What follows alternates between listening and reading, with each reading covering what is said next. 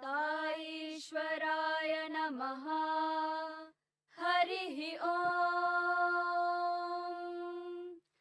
यश्छन्दसां वृषभो विश्वरूपः छन्दोभ्योऽद्यमृतात् सम्बभूव समेन्द्रो मेधया स्पृणोतु अमृतस्य देवधारणो भूयासम् शरीरं मे विचर्षणम् जिह्वा मे मधुमत्तमा कर्णाभ्यां भूरिविश्रुवम् ब्रह्मणः कोशोऽसि मेधया पिहितः श्रुतं मे गोपाय मेधां देवी जुषमाणा न आगात् द्विष्वाची भद्रा सुमनस्य माना त्वया जुष्टानुदमाना दुरुक्तान् बृहद्वदेम विदते सुवीराः त्वया जुष्ट ऋषिर्भवति देवि त्वया ब्रह्मा गतश्रीरुतत्वया त्वया जुष्टश्चित्रं विन्दते वसुसानो जुषस्वद्रविणो न मेधे मेधां म इन्द्रो ददातु मेधां देवी सरस्वती मेधां मे अश्विना उभावा दत्तां पुष्करस्रजा अप्सरासु चया मेधा गन्धर्वेषु चयन्मनः दैवी मेधा सरस्वती सामा मेधा सुरभिर्जुषताग स्वाहा आमा मेधा सुरभिर्विश्वरूपा हिरण्यवर्णा जगति जगम्या ऊर्जस्वती पयसा पिन्वमाना सामा मेधा सुप्रतीकाजुषन्ताम् मयि मेधां मयि प्रजां मयि अग्निस्तेजो ददातु मयि मेधां मयि प्रजां मयि इन्द्रियं ददातु मयि मेधां मयि प्रजां मयि सूर्यो व्राजो ददातु हंसाय विद्महे परमहंसाय धीमहि तन्नो हंसः प्रचोदयात्। ॐ शान्ति शान्ति शान्तिः।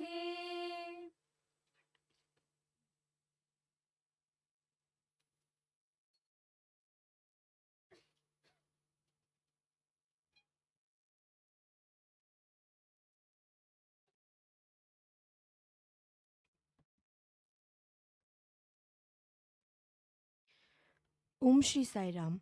I offer my loving pranams at the lotus feet of beloved Bhagwan. A very good morning to one and all present here and to those joining us virtually. On behalf of Sri Sathya Sai Institute of Higher Learning, Department of Food and Nutritional Sciences, I warmly welcome you to the National Workshop Achieving Peak Performance, Evidence-Based Strategies in Sports Nutrition and Fitness. As nutrition students, most of us being fitness enthusiasts and some of us being athletes, we push ourselves to be faster, stronger, and more resilient. But achieving peak performance requires more than just hard work and dedication. It demands a deep understanding of the intricate relationship between exercise science, nutrition, and human physiology.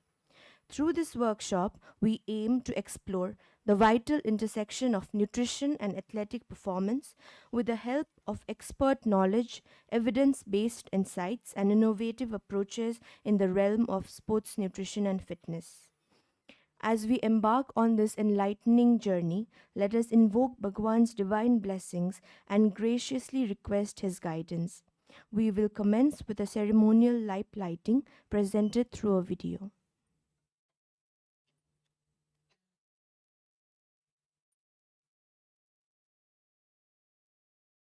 Jeevan Jyoti तुम हो साई,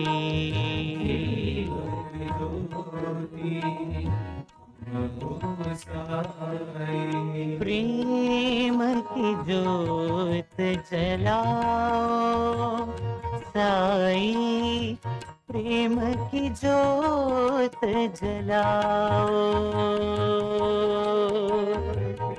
प्रेम की ज्योत जलाओ साई, प्रेम की ज्योत जलाओ.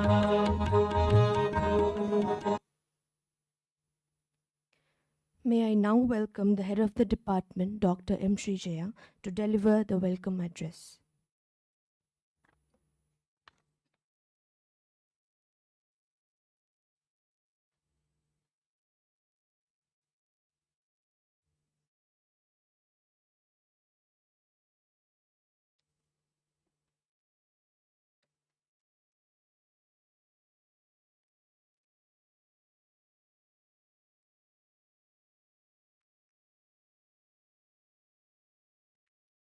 Om Shri Sai Ram.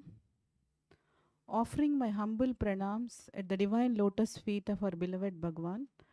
Good morning and warm welcome from the Department of Food and Nutritional Sciences to all those who have assembled online as well as amidst us.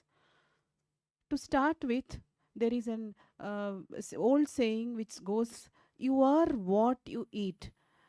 It is in a sense the true as much as the nutrients that are derived from the food supply or the energy that are derived from the energy that is derived or got from the various activities we do, and the structural materials for every cell of the body, and the thousands of regulatory substances that are produced in the body for all the various activities that we do. Now, achieving a healthy, competitive body weight, it is one of the most important challenge to be faced by an every individual, be it a normal individual or an athlete or an active individual or a moderately exercised individual. The ultimate aim or goal will be the peak performance. Now, peak performance, not to say that every time we go it only by doing the sports activity we require the peak performance. It is also through our day-to-day activities we require this type of performances. So the important strategy that we go for addressing this problem is to achieve to first understand the concept of dynamic energy balance. Now it is this achieving this dynamic energy balance is one of the most important effective dietary based approaches that would help us to reach to the success or to gain whatever performance is expected by us or to the athletes. We need to understand what we should change. What change we should bring in our diet and also in our the exercise behaviors that will give us the desired weight or the compositional changes that we are expecting. Now these changes, if they are done day to day basis, it would be right, but these changes should be sustainable in terms of weight that we gain, or sustainable in terms of how do we manage to get the peak performance activities achievements. So we can do it. There are two important strategies that nowadays they are telling. One is to maintain the lower muscle frail, which should not happen when we are doing any activity, and another one is to prevent the weight gain to a greater extent. By keeping these two strategies in mind, we can go for a dietary approaches to achieve the peak performance. Now, if you go back to the history or to some 20 years back, the link between the health and nutrition has been established. Nutritional sciences has come up to a greater extent. But right now, if you see the other side of the link, that is nutrition and its impact on sporting performance and fitness. Now, this is a challenge that is coming up from 10 years. As we have seen our experts who are working in this area, they will be sharing with us today about the challenges that they are facing. And if you go to the problem, the other side, one side is we have sports nutritionists and the other side is the athletes. Now, who are the target group? currently most of these athletes at every level and at every corner, they are having two major problems. One problem will be that is fueling tactics. This is one thing, and another is nutritional recommendations, which will what type of recommendation they should have and how can they meet those recommendations, which is a competitive advantage, in taking this recommendation. As we see these athletes, they are driven by many problems in terms of individuals or their activities. That is, majority of them have the problem, or they have an issue with respect to coaches, trainers, or teammates, or even to some extent the social media. Now, apart from these, the major influence of multi-billion dollar products that come out in terms of dietary supplements, etc. Now, or diet plans that come out, or the energy drinks that come out, or the protein and energy bars that are released out in the community. Now, all these things are to one side, and they are also faced by certain food fads. Like if you go, some say gluten free they should go, or some say keto diets they should go, or some say the phrase they use that clean and safe eating they should have. And nowadays the another phrase that comes up is plant based diets should be made as completely they should be given to them. So understanding all these things by the athletes can lead to confusion to the athletes about what should be eaten and what is this healthy eating, what is actually healthy eating, and all these things.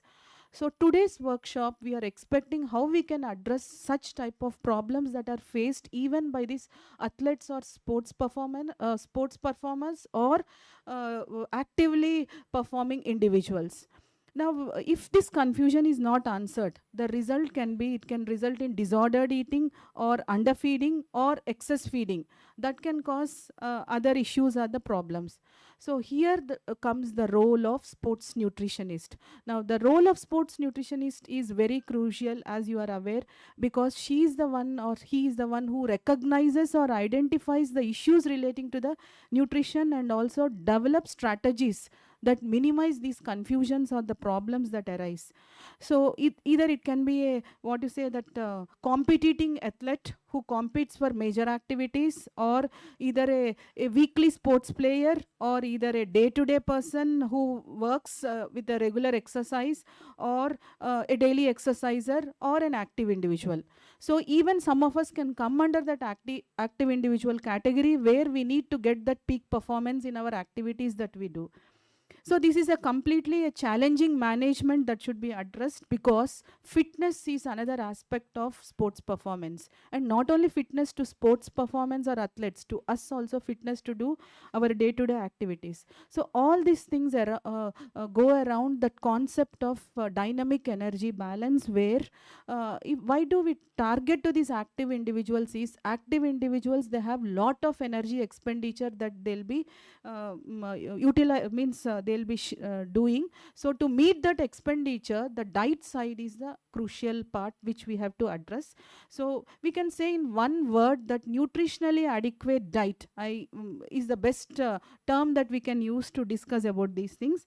That is following a balanced diet, regularly exercising, then engaging in stress reducing activities, which is very essential, and developing certain strategies that can help for an individual to use them or fit it into their type of performance that they are doing, or the activity that they are performing.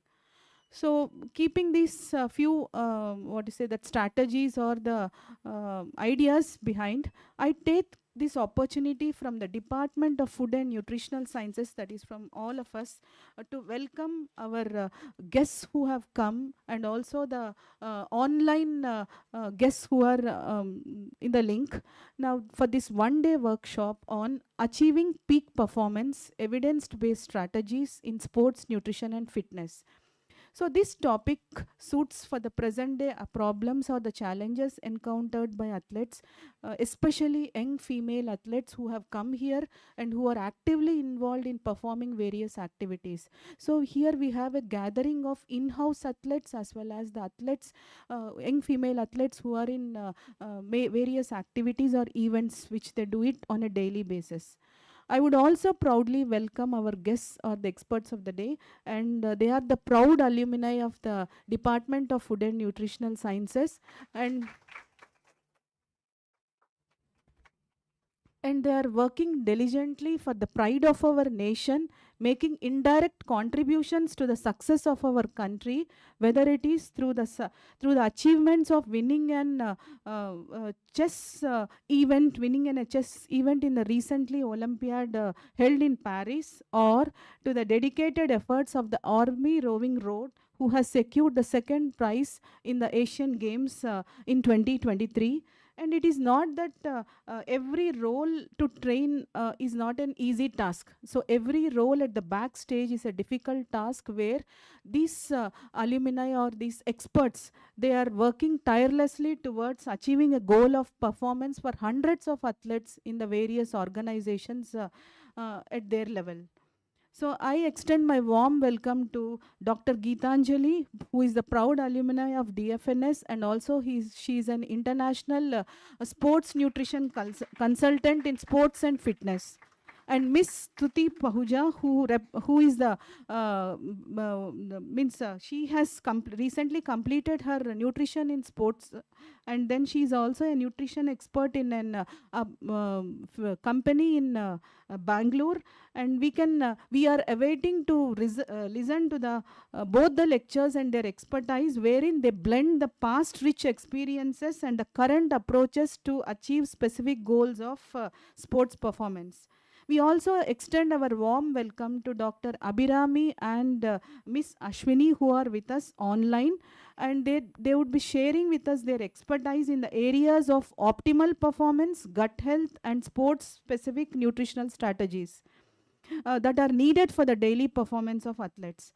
And also we have an interesting topic on the efficacy of ergogenic aids in various sports performance activities. And this area is slightly inadequate in terms of the expertise and the usage that is required. So this also will be enlightened by our experts to us for the future scope in their utilization and how the application can be done. So the initiative taken by our faculty, Dr. Tapasya Anand, needs to be appreciated. She has identified the areas which are required to be addressed by the experts. So overall, to conclude, the workshop will bring us the insights and the attention on how the individual approaches and the strategies are essential for setting the foundations of the evolving problems in this field, and these problems can be translated into the practical recommendations, and establishing referral pathways to address to these problems is the major challenge which we'll be seeing today. So I will Professor Pallav Kumar Barua, sir, esteemed Dean of Sciences and Senior Professor of Mathematics and Computer Science at IISHL, to deliver the introductory remarks. Over to you, sir.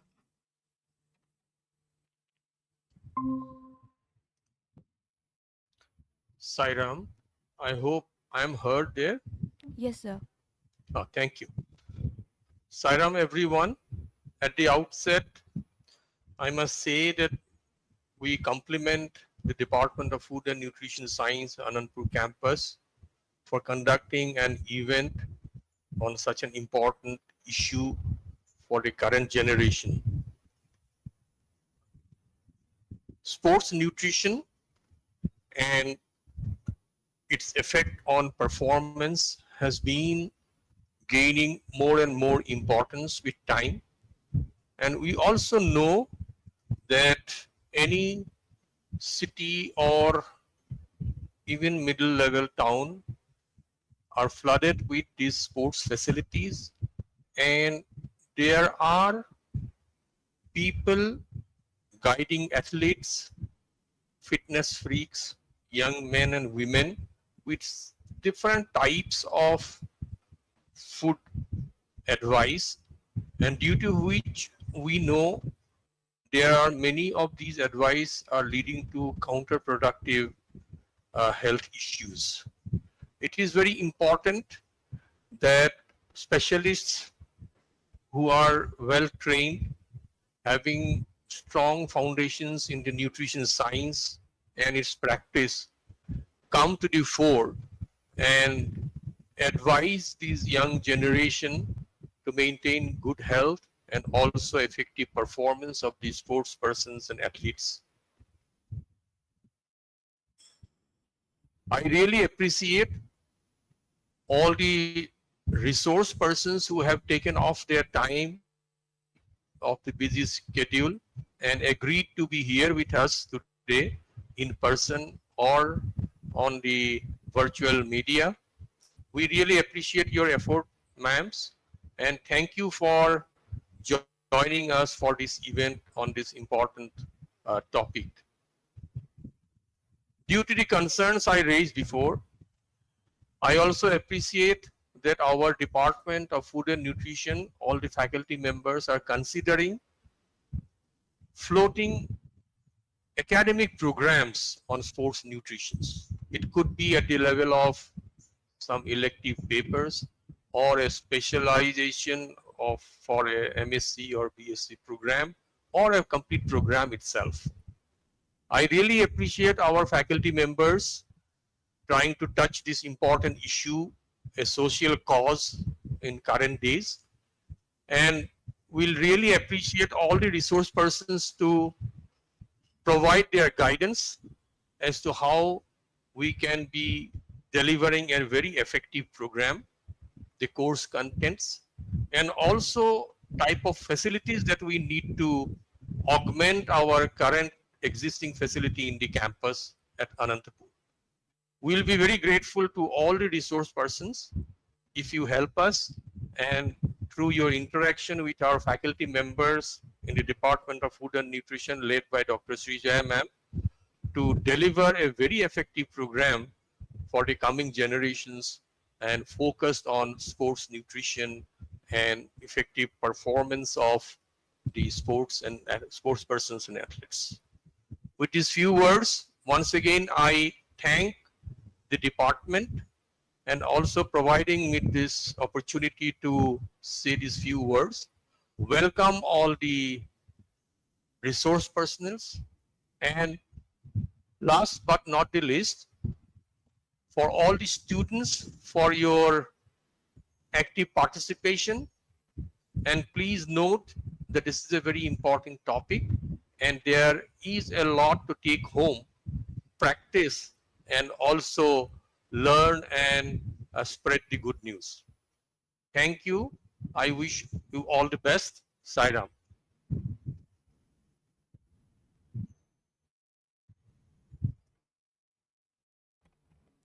Thank you, sir, for taking the time to share your valuable perspectives with us. Your insightful contribution has enriched our event, and we are grateful for the time and effort you've invested in being with us today. We also extend our deepest gratitude to you, sir, for your tireless contributions to our department's growth and excellence. Please join me in expressing our sincere appreciation with a warm round of applause. Thank you, sir.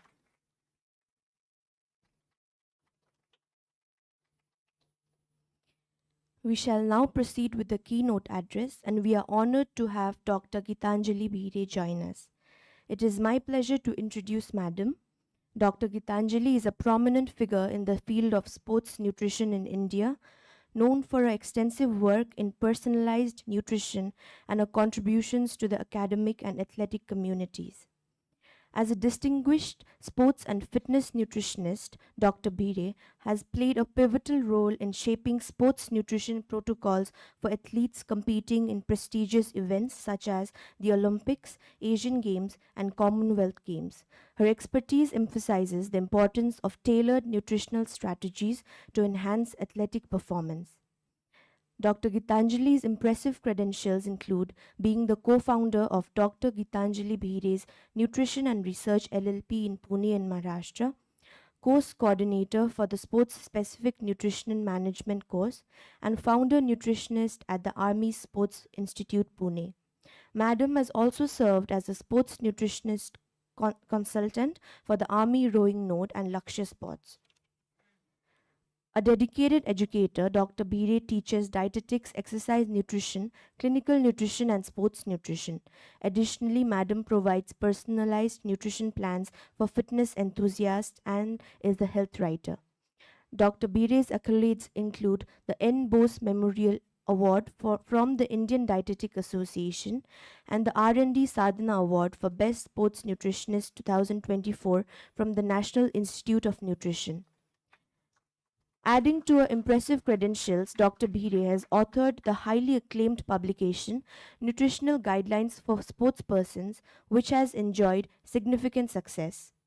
As our HOD madam rightly mentioned, what makes Dr. Gitanjali's presence even more special is her connection to our university, where she completed her MSc in Food and Nutrition from 1994 to 96 batch. She later earned her PhD from the University of Mumbai. Her thesis, Effect of Antioxidant Supplementation on Sports Performance of Selected Indian Athletes, earned her the Young Scientist Award from the Nutrition Society of India.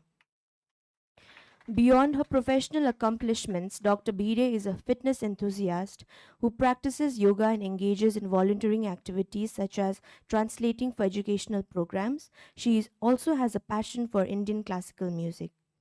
Following this distinguished introduction, I kindly invite Madam to deliver the keynote address. With her exceptional expertise, Dr. Bhire will illuminate the importance of assessing athletes' nutritional status, practical insights for optimal performance. Please join me in welcoming Madam to the stage.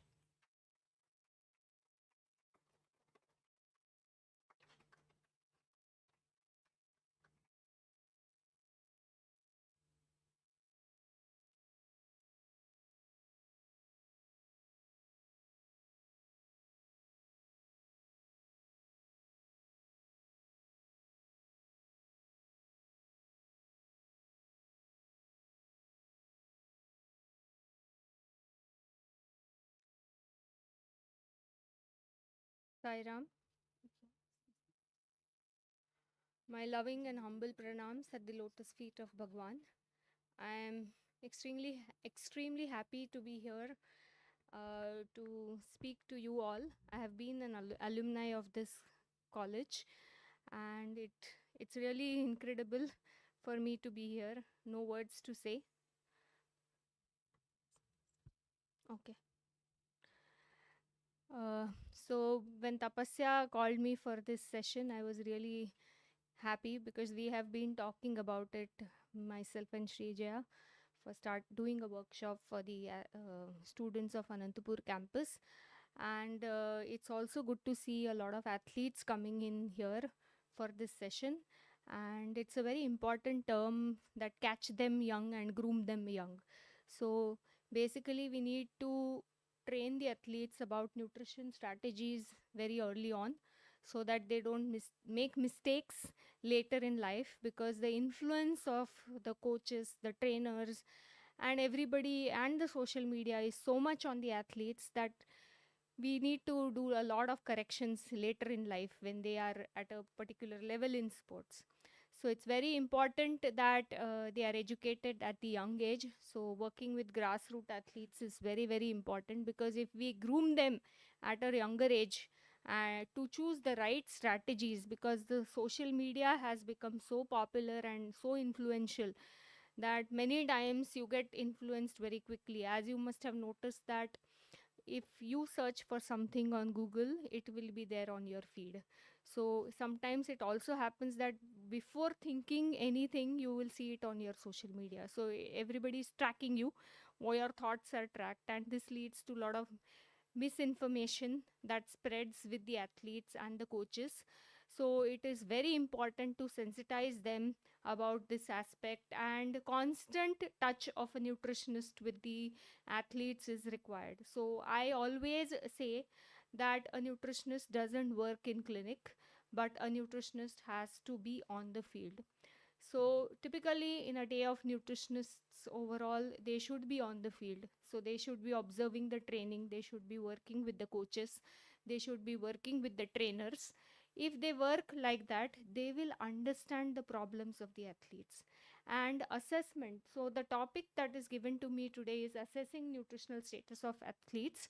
Although there are a lot of technical aspects that will be covered here, but I will also share my practical insights about working with athletes, so that um, you will get the practical insights about what is the challenge while working with Indian athletes. First and foremost, our Indian athletes are different than the other Western athletes in various ways. Our body composition is different, our dietary pattern is different. Even in this hall, many of us come from different towns, cities, and places all over India, and our every individual's home pattern of food is different. But what we are trying to do is we are just using those guidelines that are available and try to apply them in the Indian conditions. So we have to have individualized nutrition strategies based on their requirements. So I'm going to discuss in detail about the assessment of the nutritional status and practical strategies for athletes.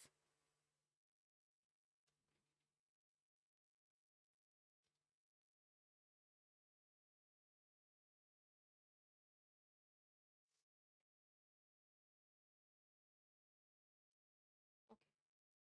Is this a pointer? Is there? Which one?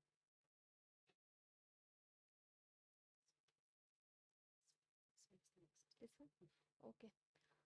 So, this is the brief overview and the goal of this particular talk. The first thing is, what is the first step when you start working with athletes? Then the goal of nutrition assessment is basically to optimize their training, because the training as such athletes are doing, and they are doing intense training. They follow the training pattern as per what is given to them by the coach. And nutrition plays a very important role in making them able to train what is the training program that is given to them. And we have to learn to devise nutritional strategies based on proper assessments. It is also important to prevent nutritional deficiencies and also look into one most important aspect, that is improve the overall health of the athletes, because we should not see the athletes falling sick all the time. There are many athletes who are overtrained. Those who are doing excessive training fall sick very often. The immunity of the athletes is also very poor. So it is very important to assess the nutritional status of the athletes and make changes. First, the athlete has to achieve a good health and fitness, and then they have to achieve the performance. So first goal is to make them healthy and fitter, and then they move on to the better performance. So in a regular routine of the when nutritionists start learning nutrition, they will have nutrition assessment, and the nutrition assessment is ABCD. So you all know about anthropometry and body composition assessments, and the biochemical parameters, dietary assessment, and the clinical assessment. But in case of athletes, it is little different. So it's not enough to measure the height, weight, and BMI, because BMI is not the indicator for an athlete, because you will see that athletes will be from different sports, and their body mass index is not the, for general population we take body mass index as a benchmark, like you have to have a certain BMI. But in case of athletes, we don't consider BMI as an important aspect, but we focus on the body composition of the athletes. We need to have a target oriented specific body composition and the sport specific body composition. Then when we do the biochemical assessments, like yesterday you have done some tests, like hemoglobin is a basic test, and that also tells us a lot about their health status. So that is one thing. There are other assessments like inflammatory markers. Are they prone to any kind of injury, or what is their vitamin D level, or what is their B12 level, which are like common problems nowadays. Even if the athletes are in the sun and they are training, they still might have low vitamin D levels. So this is what we have to look into. Then we come to the clinical assessment. Now generally we have the clinical assessment like signs and symptoms, whether you have B vitamin deficiency, so you have A riboflavinosis, or niacin deficiency, pellagra. All these things are already there for normal population, but the clinical assessment of athletes is different, because we need to take into account, apart from this, we need to assess their energy expenditure, we need to assess their heart rates, we need to assess their ability to train, or we have a physical activity questionnaires where we decide whether the athlete is going to be fit enough to train. The person has to be fit to train for a particular sport, and then comes the dietary assessment, which includes all this diet diversity and food frequency. So let's move on to the most important terminology that we need to look into for assessment of body composition. So we have to look at basically the fat mass, then we have to see the fat free mass, lean body mass, and skeletal muscle mass. These are the terms that are generally used. Total body water is an important aspect because athletes need to be well hydrated. It is important to have a sport specific body composition. That is, you will see that lot of athletes will have lower body fat percentage and will have a higher muscle mass. A greater skeletal muscle mass is very important because muscle is going to store some amount of glycogen, and that is going to help you to fuel the activities. So it's better to have a good muscle mass or lean body mass in case of athletes, and also good amount of water level also has to be proper so that they will be able to sustain the activities. And fat requirement or the body fat mass that we measure in percentages is varied according to the sport. So for example, if you have a sumo wrestler, the fat percentage is on the higher side, or if you have a heavyweight category weightlifter, the body fat is to be on the higher side.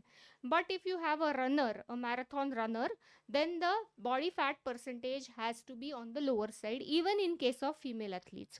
So because body is using fat as a source of energy during long term activities or endurance activities, more fat will be used as a fuel. So accordingly the body composition has to be changed. Apart from that, it is very important to note that we cannot have the same body weight and body composition throughout the year. Like for example, if you measure your weight today and it's measured 60 kg, tomorrow it is going to be 59 or it could be 60.5. So that variation is there in the body weight because there are diurnal variations in the body weight. So every day our weight is different. It also depends upon what you consume. Are you hydrated? All that also influences the body weight of an individual. So every athlete will have different body composition requirements in different stages of training. So when they start training, their body composition will be different. In competition it will be different. So like that we have to monitor the body composition of the athletes. Now there are various methods which I will not go into the detail, but you have to stick to any one method that you are comfortable with. Now we have DEXA scans, skin fold calipers, or you have bod.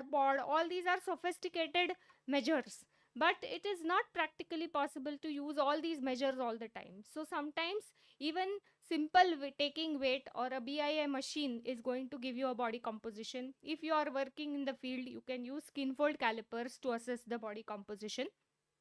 So once you assess the body composition, you have to monitor the assessment like every 3 months, 6 months you have to do the assessment so that you will know what are the changes of your dietary intervention, because your dietary intervention is going to reflect in the changes in the body composition. Is your diet plan working or not? How will you understand? So the body composition assessment is important.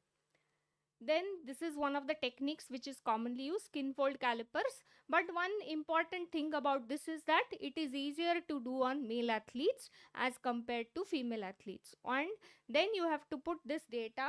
You can use 4 site or 7 sites, and equations you have to put in some quick tool I am giving you. That is, this is a particular calculator. You just enter the data in that calculator, and online you will be able to find out the body composition, because nowadays we tasks have been made simpler by having all these ready-made calculators online, so that you can enter that data and you immediately get the body composition assessment done. Otherwise you have to put it in the Excel sheet and do the calculations.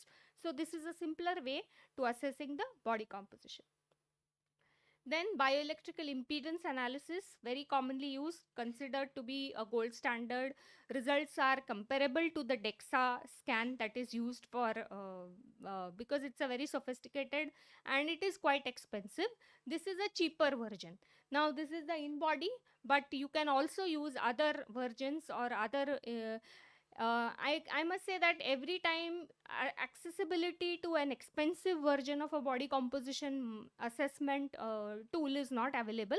So you can use whatever you have, but use the same machine all the time. So at least some difference you will be able to find out at each stage. This assessment has to be periodically done. Now there are certain rules for doing BIA. That is, the assessment has to be done on an empty stomach. The individual should not be consuming too much amount of water. Also, the individual should not have exercised too much earlier day, because if they have exercised or suppose you do the test on Sunday morning and the coach has given a very intense training session on Saturday, it will impact the result of the body composition. So try to do it on a Monday morning or after a rest day, so that you get better results on the body composition assessment. This is a body composition result. So there are various things that you can assess from the BIA result. Now these are sophisticated results where you can find out, apart from body composition, you will also know what is the dominance. Like each one of us have a different dominance. Like somebody is right-handed or somebody is left-handed. So you will know that which is your dominant side. Like for example, if you have a boxer, you should know what is the best arm that the boxer can use, what is the dominant side.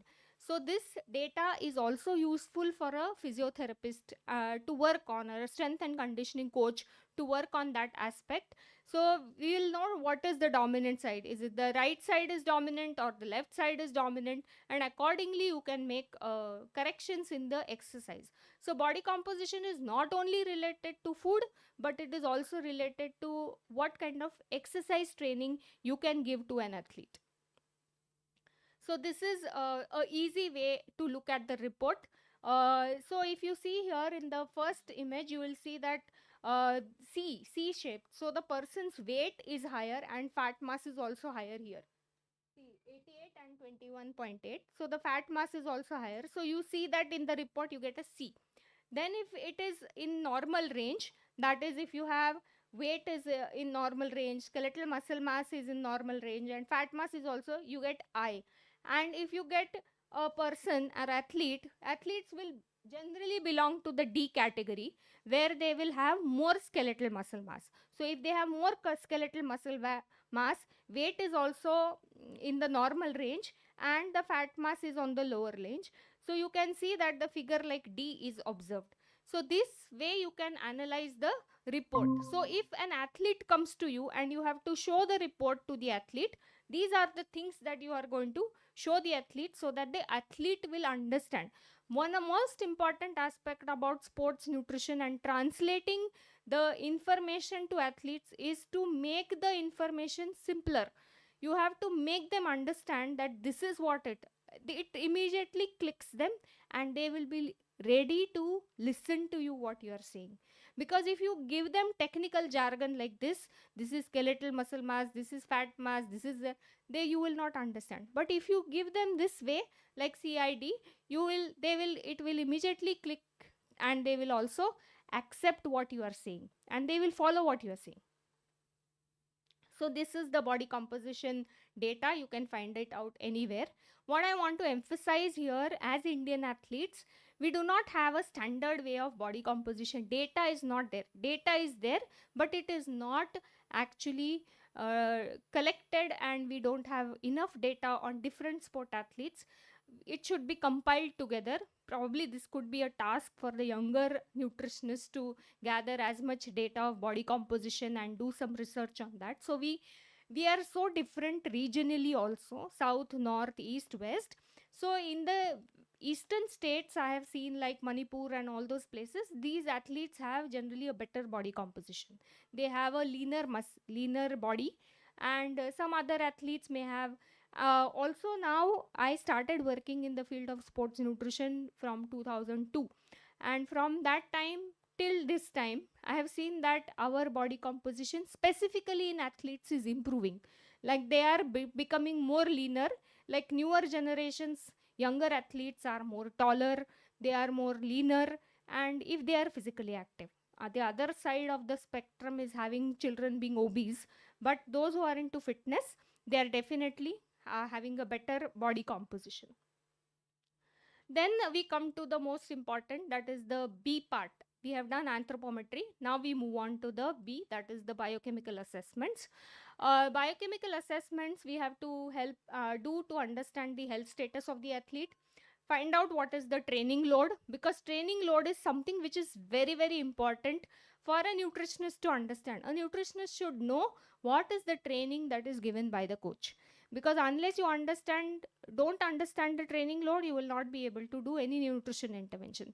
So whenever training is high, it means more energy expenditure, so more carbohydrate or fat has to be incorporated. Whenever the training load is low, so you don't need to. So there will be different seasons in athletes. Accordingly, diet modifications have to be made.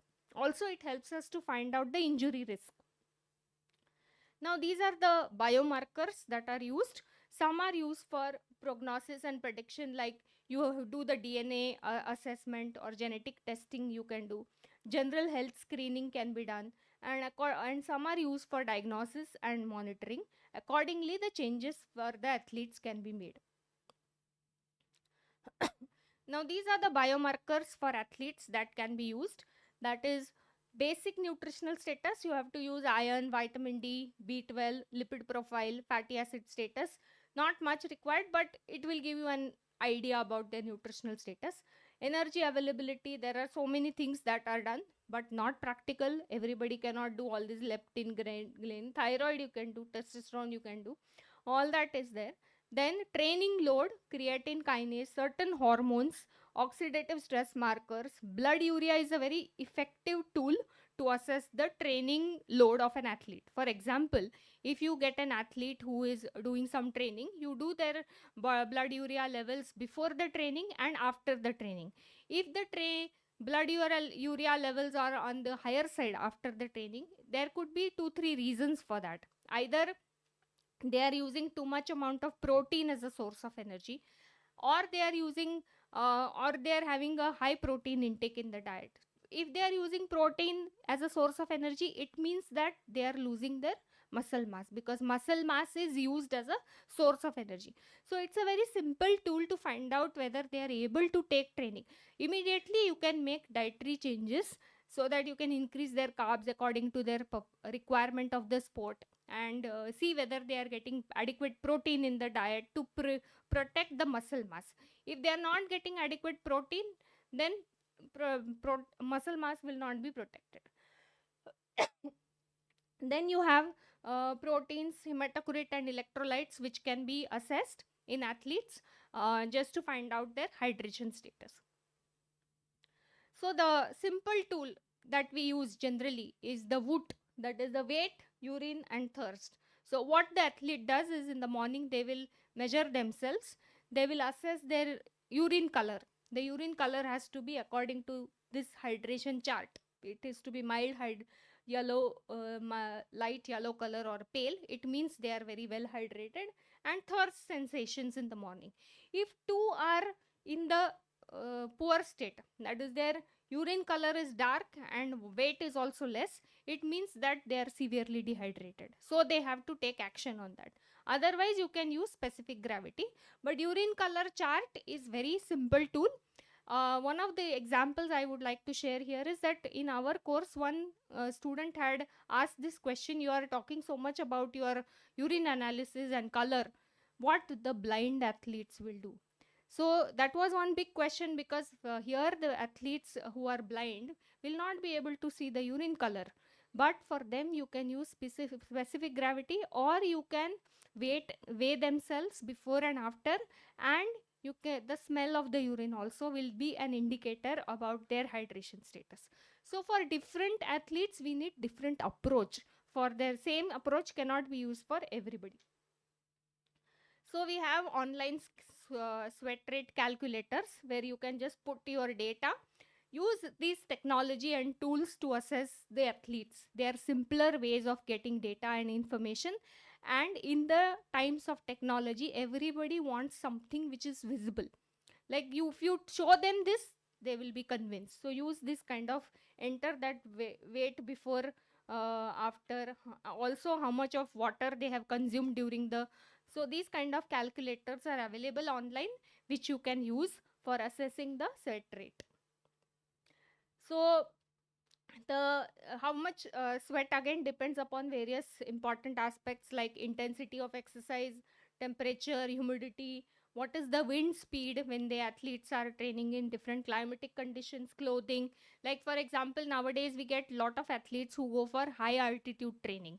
The purpose is to increase your hemoglobin levels and then compete down and come at a sea level and participate in that activity. So all these aspects you have to take into account. Then we have recent advances in the biochemical assessments like gene testing and also the gut microbiome test. I am not a very great fan of giving this kind of test to the athletes because affordability is one of the biggest challenge. Every athlete will not be able to do all these kind of sophisticated tests, but if they can afford, you can go for it. Go for simple basic tools which athletes will be able to afford. Like for example, get their urine specific gravity or hemoglobin test. Basic complete blood count also gives you a lot of information and insights about this. This is for sophisticated athletes or recreational athletes who can afford all this kind of analysis. So in clinical assessment, again, you have to do those who are serious athletes, you need to find out what are the risks of malnutrition. They may be sometimes underweight or they may be overweight. Then recreational athletes, sometimes very difficult to work with recreational athletes nowadays because we see that they are already overweight, but they decide that they will run a marathon. So again, that clinical assessment is they themselves decide that they are going to do a marathon or they are going to for cycling events, because generally they are in the age group of 30 plus or 40 years of old, so they are financially well off, and they decide that they will participate in all these these kinds of competitions. So here proper critical assessment and education is required, and that is how we come across a lot of athletes who have mishaps or falling, cardiac arrest. They start suddenly gymming. So for them the clinical assessment is very important. So when we do the clinical assessment, basically fatigue is something which we have to take into account. Check for nutritional deficiencies, and for athletes like recreational athletes, endurance cycling athletes, very important to get information about medical history, clear, and also if they are taking any medicines. This you have to ask the athlete, because if you don't know what medications that they are taking, you will not be able to help them. There's an just one case which came across. One student had come across a case. She started with nutrition intervention for an athlete, and she got a call from her from the family of that athlete that the athlete has collapsed. She was very scared because she started nutrition intervention, and she reached out to me and said ki what could be the problem, is my diet chart correct or not, what supplement I have given, gel or something she had given, is it correct or not. She was really scared, and when I checked everything, she said it was okay. But later, after few days, she got to know that this recreational athlete had bumped onto a tree while running, and that is how he was admitted in the hospital. So the red flag for a nutritionist is to take all the clearance. That is, they have to ask these right questions and get all the medical history clearance. Before that, you don't take any athlete for your consultation. Don't give any information unless they get all the medical history clearance. For them is very very important before you start working on the young athlete is different, but adult athletes who are over a certain age group, you have to do these clinical assessments for them. So when you get an athlete who is about 30 years of age, run this important tool, that is physical activity readiness questionnaire. So it's a readily available questionnaire online, and there are some seven basic questions like we see a lot of cases where athletes die on court, or they while running they collapse. So basically you gather all this information about their heart health, cardiac health. You should get their ECG done. Is there any risk of injury? They may start running, but knees are not properly functional. They may have some knee injury or something, still they start. So in that case, a nutritionist should ensure that all this information you have gathered, and then you start working with the athlete. So this PARQ questionnaire you can look up and use it in your practice. Then tools and gadgets. Everybody has a lot of gadgets nowadays, and this is a polar heart rate, monitor their heart rate, and we should find out what heart rate training zones they are using. Then you have a smartwatch which gives you everything, like right from sleep, energy expenditure, heart rate. So use that, or use continuous glucose monitoring if it is possible for you, and athlete is willing to use, especially in the middle aged athletes. These tools can be used for clinical assessment of the athletes. Then the dietary assessment. Now the dietary assessment is our area of work. So asking the right questions is very, very important. So dietary assessment can be done by using various ways. That is, you take a food record, weigh it and check how much they are consuming, or you do 24-hour recall for any athlete. Clients, if you get, you do only 24 hours recall, or you give them a form and get a 3 days dietary recall. That is diet history. Now diet history is very difficult because many of them don't remember what they have consumed. So it is better to give them a form and ask them to fill, or if you have an app, ask them to fill. Now writing is also a problem, so you can ask them to give it in phone, or take a picture of what you are eating. So nowadays uploading of pictures on WhatsApp is the easiest way to do the dietary assessment of individuals. So you just know what is there. Food frequency, again, it's a very tiring and cumbersome activity to calculate all this what frequency, because everywhere we have different kinds of dietary patterns. So this is all about the dietary assessment. So what are the challenges in dietary assessment? I'll give you an example. Underreporting. I had a student who was doing some research, and I had asked her to fill in all the details about their dietary recall. So some forms were empty. तो एक athlete ने बोला वो मूंगफली खाई means groundnuts they have consumed. So what to write in that form? Only we just eat like that. Anytime it is there in our house, we'll eat. वो क्या report करना? It's not necessary. We don't need to report. So athletes are consuming multiple snacks. Now snacking is something that can lead to underreporting because they don't consider snacks to be meals.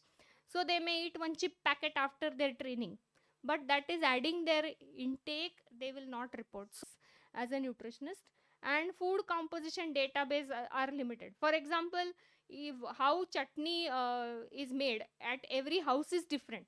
So you don't know if it is coconut, or they'll say chutney means what, it is coconut ground. So that way we will not be able to get the authentic information. So asking them the right questions is very, very important, and then that way our food composition database is quite limited, because that the information is not available. Nowadays a lot of people use Healthify Me apps. Now these apps are easy access, and sometimes even athletes will start calculating their own requirements using the apps, and they will come and tell me, no ma'am, you said this, but I am getting this much from my intake, whatever you have suggested. So this is another challenge that we see in practice, because there are so many things they are doing on their own. So here we have to educate them that this is not required all the time. You should not screen everything. Otherwise, there are some problems where clean eating, like Shrija mentioned, they'll be so much into clean eating that even one chip also they will not eat, or they will not eat anything. Everything has to be organic. Everything has to be clean. So that is another health, not a health or a psychological problem that we are seeing in practice nowadays. So these are the challenges. So how to get a comprehensive assessment done? So use very effective question. First thing is to talk the language of the athlete. So whenever an athlete comes to you for consultation, dietary assessment, talk about his sport. Okay, how was the match? Did you win? What went wrong? How is your teammate? All these questions, then they will open up. Otherwise, what I have experienced in my practice, uh, तो आज क्या खाया? तो, कुछ नहीं madam. That is the first answer. कुछ खाया ही नहीं, ऐसे ही वो ट्रेनिंग कर रहे हैं. तो this is effective questioning is this. What is it? Okay, then once you start talking about their sport, the athlete will open up, they will brighten, because they will see, ha, yes, madam knows something about my sport. So that is the reason, that is how they are going to talk with you. Provide models of pictures, you can show them anyway, you can show it on your phone or laptop. Probe for details, because I have seen athletes, they are binging, like they drink 2 liters of milk, 3 liters of milk, like that they can consume. Especially from northern states, milk consumption is extremely high. They easily drink it. Then that is not, that doesn't get noted in your food recall, because milk means we will drink only this much, probably lesser than this, but they will drink 2 liters. And so that way we have to ask those questions to the athletes, probe for details, and consider typical meals, like what they are consuming according to the regional variation, north, south, east, west. All those things we have to take into account. Also, another challenge is there are certain specific days when athletes don't eat non-veg. That is, on Tuesday they will not eat, because it's considered to be Hanuman ka day. So Tuesday they will not eat, or Saturday they will not eat. And there will be some athletes who will be fasting on certain days. There was one sports medicine doctor whom I had worked with. So in the hockey team went to some foreign country, and all the girls were fasting on that particular day. And they just didn't like the taste of the food that was served there, so they survived on bread and ketchup. So if they are doing like this, how are they going to sustain, and how are they going to play? But things have definitely changed in the past 10 years. Athletes are becoming more aware about what they should be eating. And even the coaches play a very important role in educating them. They are telling them that you have to hydrate, you have to, water break is given during the training. Earlier, when I started working, athletes never used to drink water, because they would say, "My stomach starts aching." Because if you, like, how you hold the bottle is also very important. So how do you drink the water is very important. So you get this sipper kind of bottle where only some amount of water will go into your mouth. So these things are very important. So ask the typical questions to the athlete, and they will be willing to work with you, and you will also get some results.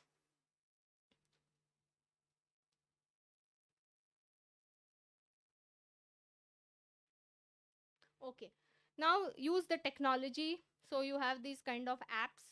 Athletes can share the pictures of your or their consumption. Now by using AI, you can actually upload, and you will also get the nutrient consumption of that particular food. So that also can be used, but only WhatsApp messages also work far better. I think it's easier.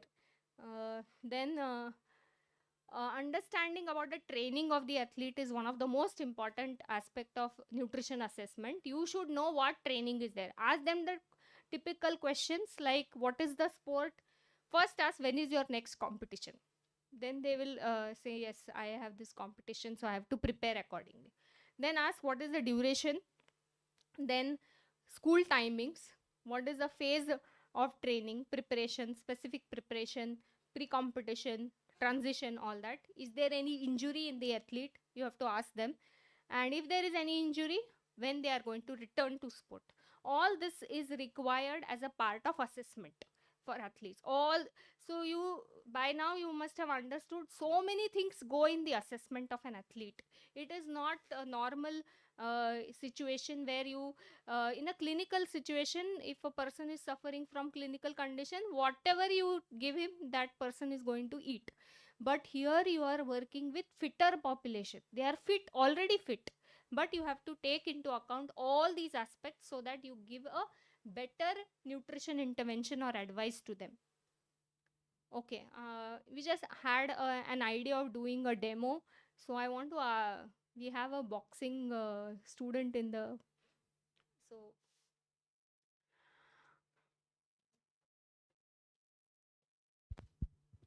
so can you introduce yourself?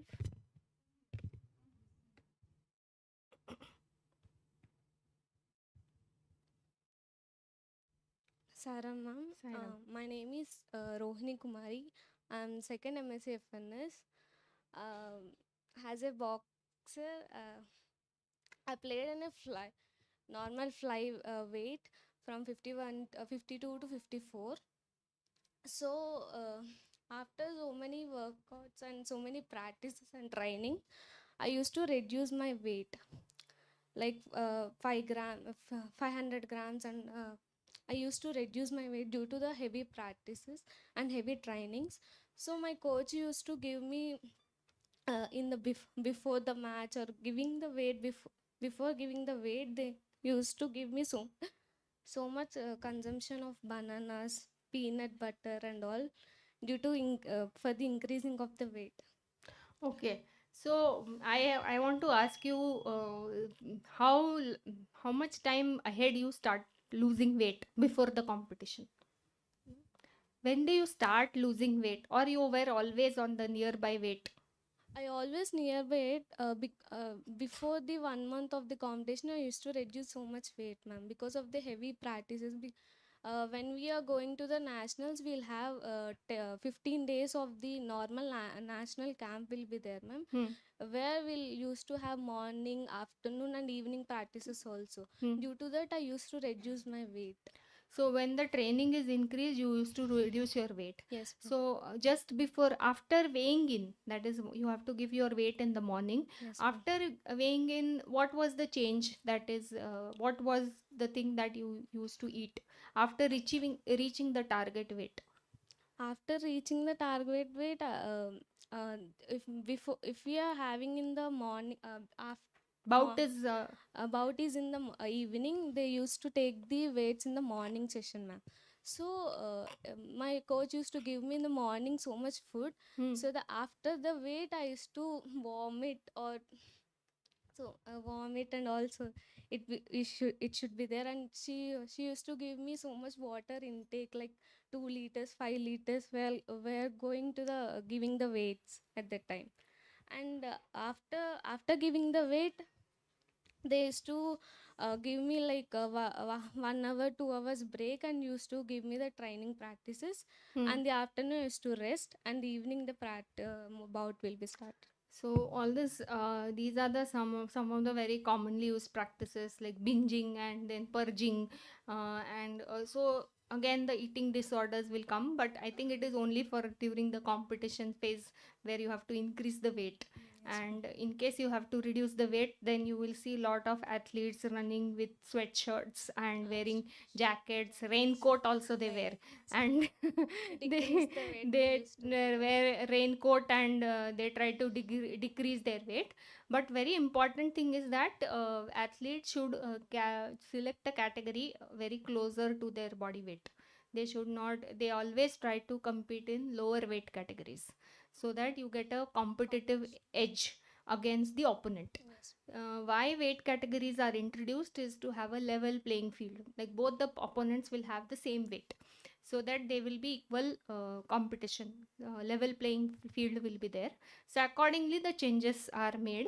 So that is the most important and challenging aspect of the combat sport. So till what level did you play, like nationals? Yes, from nationals. Okay. I played in the university levels also. In the second university level, due to the heavy practices only, I used to reduce my weight frequently, ma'am. So that I used to be so weak and all. The opponent is, I came to the 51 to 54 category. I used to play in 54 to 57 before. So because of that, my opponent used to be heavier than me. So she used to give me Give the me more. counter punches and all. So she used to increase the weight. So it is a Yes. reverse thing. Most of the times athletes used to are used to losing weight, but she had the experience of increasing the body weight. And this is again in other sports also. If you have a heavier weight, you can do better. So that is the challenge. So fatigue and weakness would be there all the time, no, for the Yes, ma'am. training. Yes. So if you have any questions, you can ask Rohini.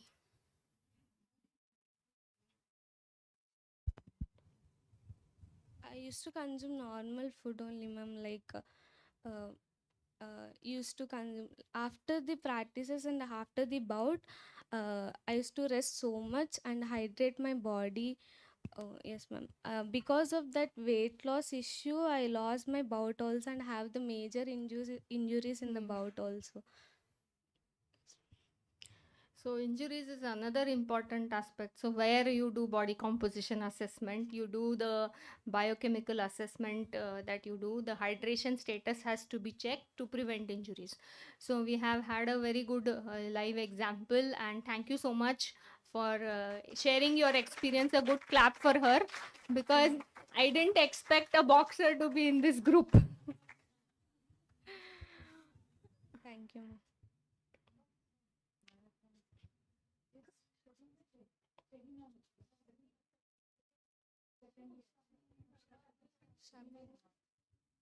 Okay. Okay. So any coach would like to talk something on this? Any give your inputs, coach or a trainer? Any language is okay. Okay. Yes.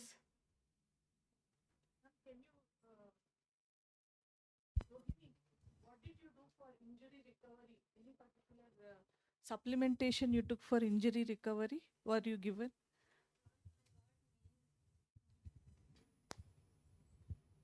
I got main injury in my chest, ma'am, because because of the weight loss, I removed while punching on the right hand. The other person, the opponent member, punched me with the left, so that I got really hurted in my chest. So because of the chest, I reduced my speed while doing the boxing in the ring. So after the bout, my coach and the yoga teacher told me to do the breathing exercise and lower the speed of running and all. So that after a few months, I got I got I got used to it, and now also I'm getting the frequent pain in my chest because of that, ma'am.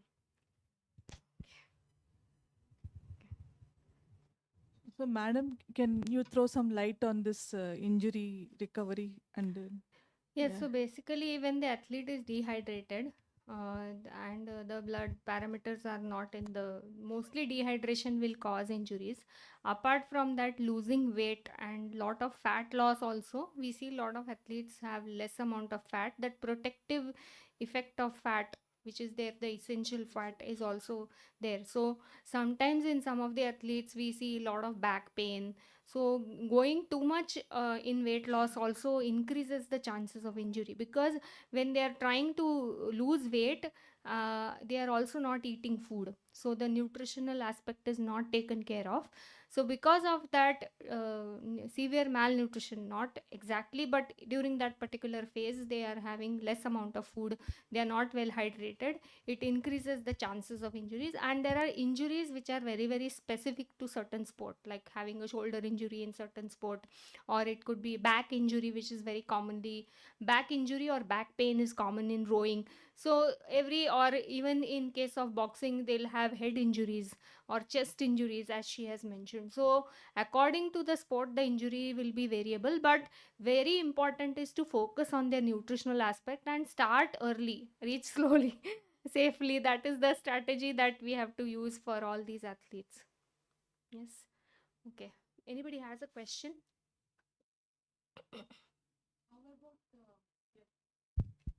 This one, that is events like chess. So here it is more of a mental, but How do also you address a that? lot of focus is required. So you have to use strategies that will help them to be alert all the time. So eating something on the go is important, and their caffeine also helps, because matches are for longer duration of time. So time is there, But all these things also, they need to have a good proper body weight is also required, but sometimes you have to feed them during the events. So some supplements will help. Mostly they have to focus, so caffeine actually helps in these events. Yes.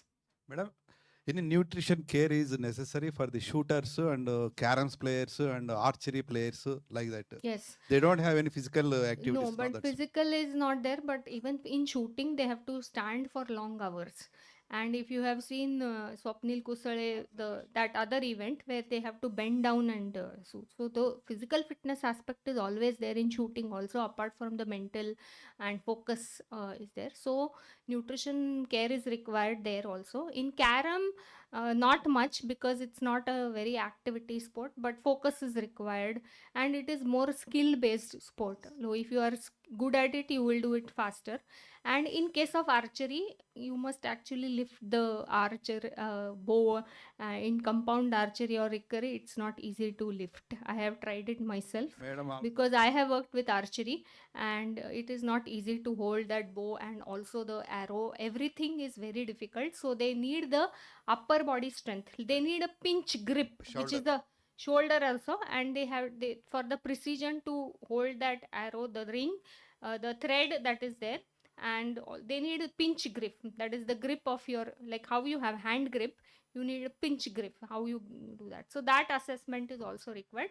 So archery is not an easy sport. Nutrition intervention is required for that also. Madam, shooters and archeries, they need eyesight, madam. Yes, Perfect. eyesight. I had come across athletes who used to eat a lot of chilies because it improves your eye, because you become suddenly alert. So these boys used to say that you eat chili, you will have a better focus. That was there. It's a myth, I think. I don't know the reason for it, but hot and spicy chilies, green chilies, they used to eat before the match. Vitamin C also, but it's this is how what they use. Madam, is it scientifically proven, madam? No, You are telling green chilies that probably it's a source of vitamin C, and it increases your alertness. Yeah, capsaicin. But there's no scientific study. This is like a one generation giving this information to the next so thank you, madam.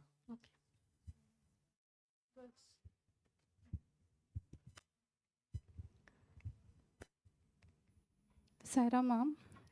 Ma'am, actually, I'm a state discus throw player. So during the training that time, like they used to have like only arm strength we were like focused on. So even though I was consuming high amount of protein and training was going on, only my arms were like looking little better. toned up. Yeah. Rest of my body, even though I was exercising good, that time it was not. And after, like, it was during my school time, and after when I left all those practices, I quickly gained weight. So that is a very common thing. Once you leave sport, you have to maintain your activity levels. If you don't continue with some of the activity, many of the athletes will become obese and they gain weight, because your energy expenditure when you are training is very high, and some of the athletes continue with the same dietary pattern. So there you have to make changes in the food consumption, because that once you completely stop, for that matter, even the athlete who is injured and on rest may gain weight. So you have to focus on that injury time where athlete will eat lesser. They continue to eat whatever they are eating in training season. So that is we need to focus on that. Okay. So just to sum up, so we, as you have understood by now, that how nutrition is important and a comprehensive assessment is required, and you need to ask really a lot of questions. All those things which I spoke today were not from book, but through experience, and it comes only by working with athletes. But definitely when you start working, you will keep these points in mind. Understanding of the training is very important. You need to know how the game is sport. If it is badminton, you should know how many sets are there, how it is played. Without that, the sports nutrition will not happen. Injury and recovery we need to understand, and use the recent technology You should embrace technology. All of you are well aware ahead of the times, so you will do it, and I think that will help our Indian athletes to grow more. So thank you for this patient listening.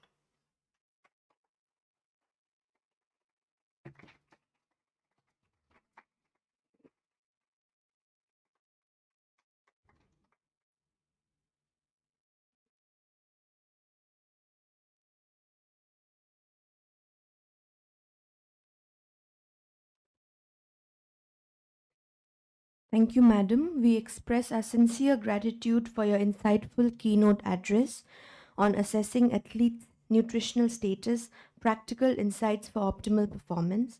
Your talk highlighted crucial aspects of sports nutrition, including the importance of ABCD assessments for athletes, biomarkers, and latest resources and tools for body composition assessments, the impact of training load, injury risk, hydration status and sweat rate, and the importance of personalized approach for different athletes.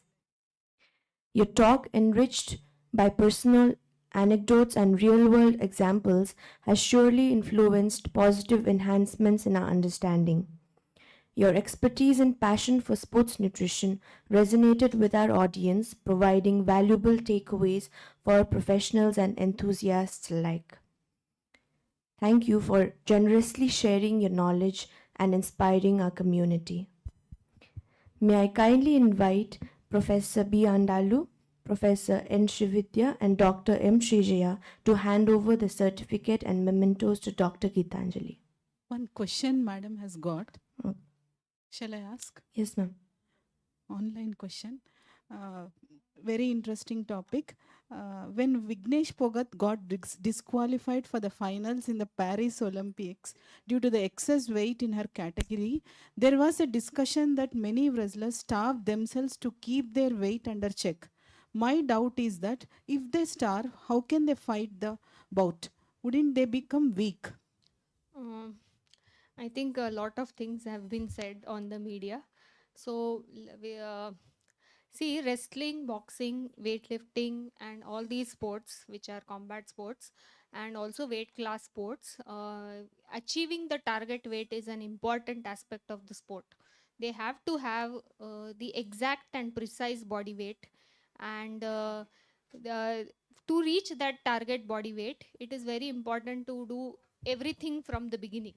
First message is that athletes should choose the weight which is according to the height of the individual. You can't expect a 6-footer compete in 50 kgs weight category. So your weight has to be according to your height. So that is the first thing. And once you choose a specific weight, sometimes what happens with training also, by doing strength training and all that, also sometimes they gain weight. So they have to lose weight well ahead in competition, so that they don't have all these problems very closer to their bouts.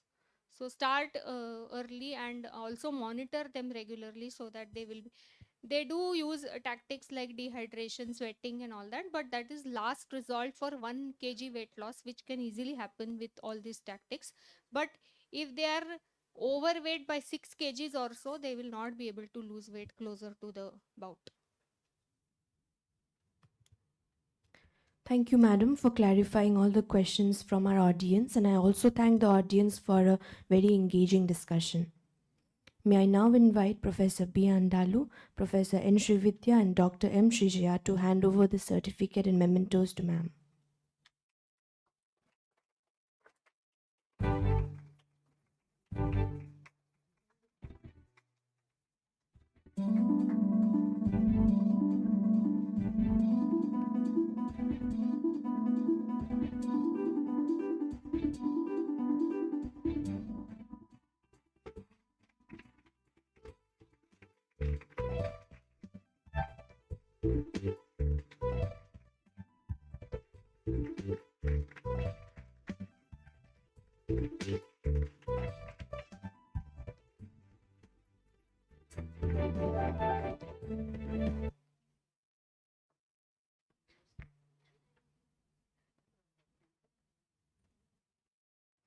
Thank you, madams. We will now have a short break for refreshments. Our session will resume at 10:45.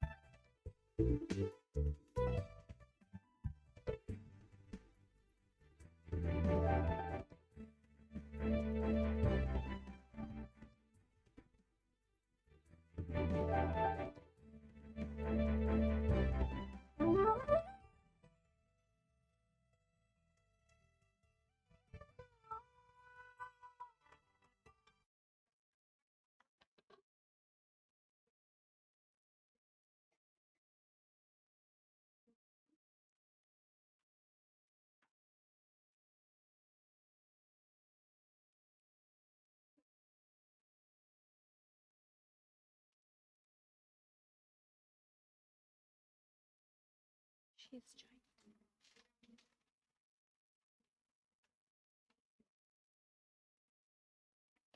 We are pleased to reconvene the session. Welcome back, everyone.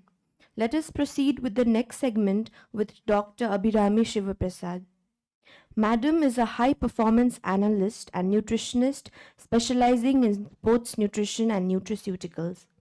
It is our pleasure to welcome back one of our distinguished alumni, Dr. Abhirami, who began her academic journey in our department, earning her Bachelor of Science degree belonging to the 2012 to 15 batch. Madam furthered her education at Sri Venkateshwara University, completing her Master of Science in Food Science and Technology. She then earned her PhD in Food Science and Nutrition from Abhinash Lingam Institute for Home Science and Higher Education for Women in 2022. Dr. Abhirami has since then gathered considerable experience, having worked as a senior research fellow at NutriHub TBI, Technology Business Incubator Startups Confederation, Hyderabad, and as an assistant professor at Padma Shri Institute of Management and Sciences, Bengaluru. Currently, Madam holds the position of High Performance Analyst and Nutritionist at the Sports Authority of India, Lucknow. Today, Dr. Abhirami will be joining us virtually to speak on the crucial topic, navigating relative energy deficiency syndrome for optimal athletic performance. This topic holds particular significance in sports nutrition as understanding and managing REDS is vital to maintaining the health and peak performance of athletes. It is our pleasure to hear from you, Madam. The stage is yours. Thank you so much. Pranams at the Lotus Feet of Swami. Thank you all the teachers and all the organizers for calling me for the workshop. And am I audible, ma'am? Yes, ma'am. Okay. So shall I share the screen? Yes, ma'am.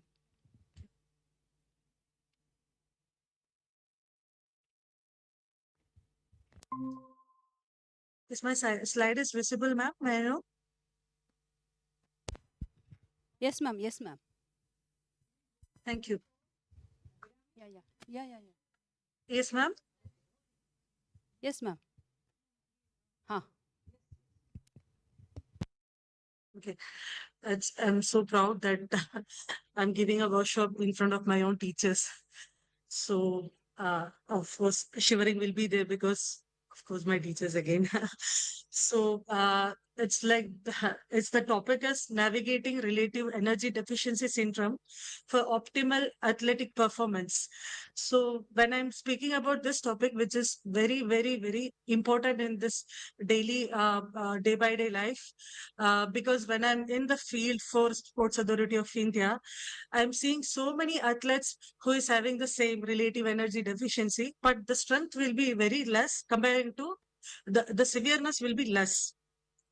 So in this workshop, my session, I'll be speaking about the concepts of relative energy deficiency and low energy availability and how to recognize athletes at risk, how to optimize nutritional strategies. And the objectives by the end of like what will be the take home message will be understand what red is, identify the key feature of reds, and be able to identify athletes who may be at the risk, and understand the mechanism that underpin reds and the health performance risk this can be contribute to. So I'll be speaking in English, and if any doubt, you can speak in another language also like Telugu, Malayalam, Tamil, and Hindi. So when coming to reds, day by day, when it is like in a food sports sector, sports nutrition area, I can daily see that ma'am मैं इतना खा रही हूँ फिर भी मेरे body में थोड़ा एनर्जी भी नहीं है और मेरे लिए इतना वीकनेस आ रहा है मैम क्या कर दूं मैं मेरे तो रिकवरी अच्छा सा नहीं हो रहा for this kind of people we always says recovery is main part so that if you give a proper recovery you will get proper stamina and you will get a proper performance also. When it comes to reds, it is described as syndrome of poor health and declining athletic performance that happens when athletes do not get enough fuel through food to support the energy demands of their daily lives and training. So whenever I'll speak to my athletes, I'll say, see, your body is like an engine. Your body is like a scooter. You need petrol and as a fuel. So if your petrol is not there, you will not be able to start your machine. The same thing here also.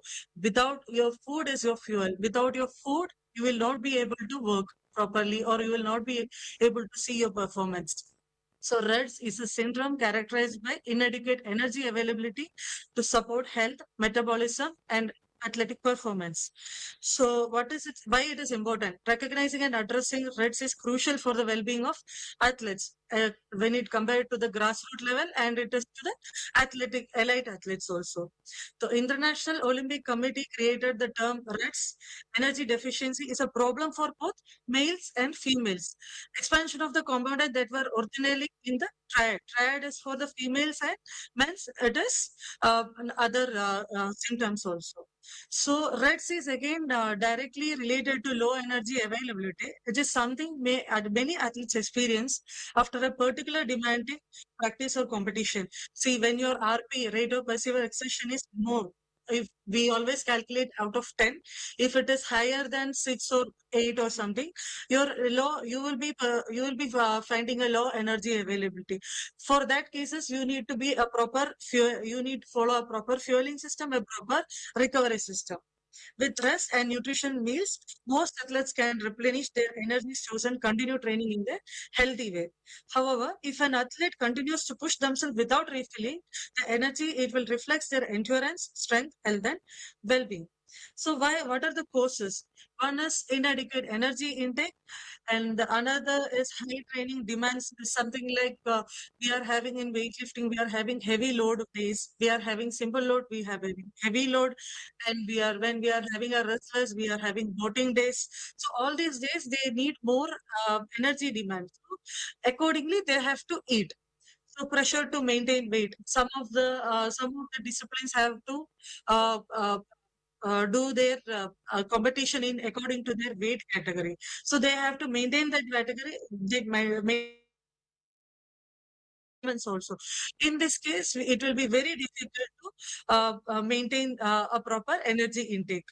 So here in this slide, you can see it's just a pictorial representation of energy intake.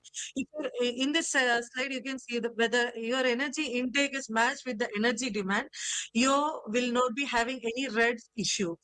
If you're having an excessive energy load in your right side of your this picture, if your energy demand for a draining load is high, and if you're not taking a proper energy, of course you will be having a depletion of energy in your body. Same thing happens in your insufficient energy intake. For the energy demand load is same, but your energy is reduced. So this will also cause a LEA. So, what are the deficiency syndrome signs and symptoms? Now we can see what is the signs. This daily we are seeing the signs and symptoms. One is disordered eating, includes the full spectrum of abnormal eating behavior, ranging from simple dieting to clinical eating disorder. How much ever inside we are seeing the as we are dying as a nutrition here, and we are giving our 24 hours as a nutrition and monitoring. Still, बच्चों ने उनका खाते हैं क्योंकि इतना awareness हम दे रहे हो फिर भी they will feel like ma'am हमको ये खाना है when I'm coming to Lucknow here pani puri everything is very high outside so they'll go and eat pani puri and iske baad they will come with I mean some diarrhea and all those things. So these all things day by day we are seeing how much awareness we are giving. Of course they are under 17, under 20, so of course we can't control their eating pattern. Amenorrhea, the loss of menstruation. Primarily, the individual has not experienced her first menstrual period by the age of 50 when secondary sex characteristics have developed. The post-menarcheal athlete misses 3 consecutive periods. In this case, we will recommend them to the medical department. Next is osteoporosis. This is characterized by low bone mass and deterioration of bone tissue, resulting in bone fragility and increased risk of fracture. So next we will see in a vast area what are the signs and symptoms. When it comes to physically and medically, the athletes will be feeling amenorrhea, dehydration, gastrointestinal problem, hypothermia, stress fractures, significant weight loss, muscle cramps, dental and gum problems. Daily, we will be having some or the other muscle cramps, weakness, and fatigues. It is very much common in when you are coming with an working in an organization. And next is psychological behavior signs and symptoms are anxiety or depression, claims of feeling fat despite being thin, excessive exercise, excessive use of restroom and focus difficulty, preoccupation with weight and eating, avoidance of eating and eating situations, use of laxatives, diets and pills. This you can see when अगर यहाँ पे कुछ खाना है इतना tasty होगा they will eat so much. Next day they will come to me and say ma'am मैंने कल इतना ज्यादा खाया मेरा वेट बढ़ गया मैम मेरा फैट बढ़ गया मैं क्या कर दूं. This is what happens here every time. So for these kind of cases, we'll give them a continuous counseling. And when it comes to impaired physiological functions, you will be having a deterioration in your immunological, gastrointestinal, cardiovascular, physiological, psychological, growth development, hematological, metabolical, endocrine. And when it comes to girls and ladies, they will be having this triad cycle where the rates will be is directly related to your menstrual function and bone health. So when it comes to the performance affecting on the performance and health, you can see there is a decrease endurance performance if you have a rest, increase injury risk, decrease training response, impaired judgment, decrease coordination, decrease concentration, irritability, depression, decrease glycogen, decrease muscle strength. In all this, you can see nutrition is how much important for an athlete because their whole strength, their performance is 90% is related on or depend upon our nutrition side. And early detection is critical in preventing long-term health performance. Includes in annual health screening, and we are having 2 times annual health screening also, and screen if the athlete person with any other symptoms. So these are one of the deficit of low endocrine, cardiovascular, gastrointestinal, hematological. This is just for your information. See, in this itself, you can see everything is dependent upon the nutrition. When you are not in a proper fuel, you will not be able to do your 100% performance. So next is female athletes triad. And this is again a major topic. Now this female athlete triad. Initially they were thinking that this is only for the females. Now then next they have come across to the males also. Then they have gradually changed to reds. So female athletic triad is a syndrome which is an interrelationship of eating disorder, menstrual problems, and decreased bone mineral density. So athletes experience one of these conditions are likely affected by all the three some degree.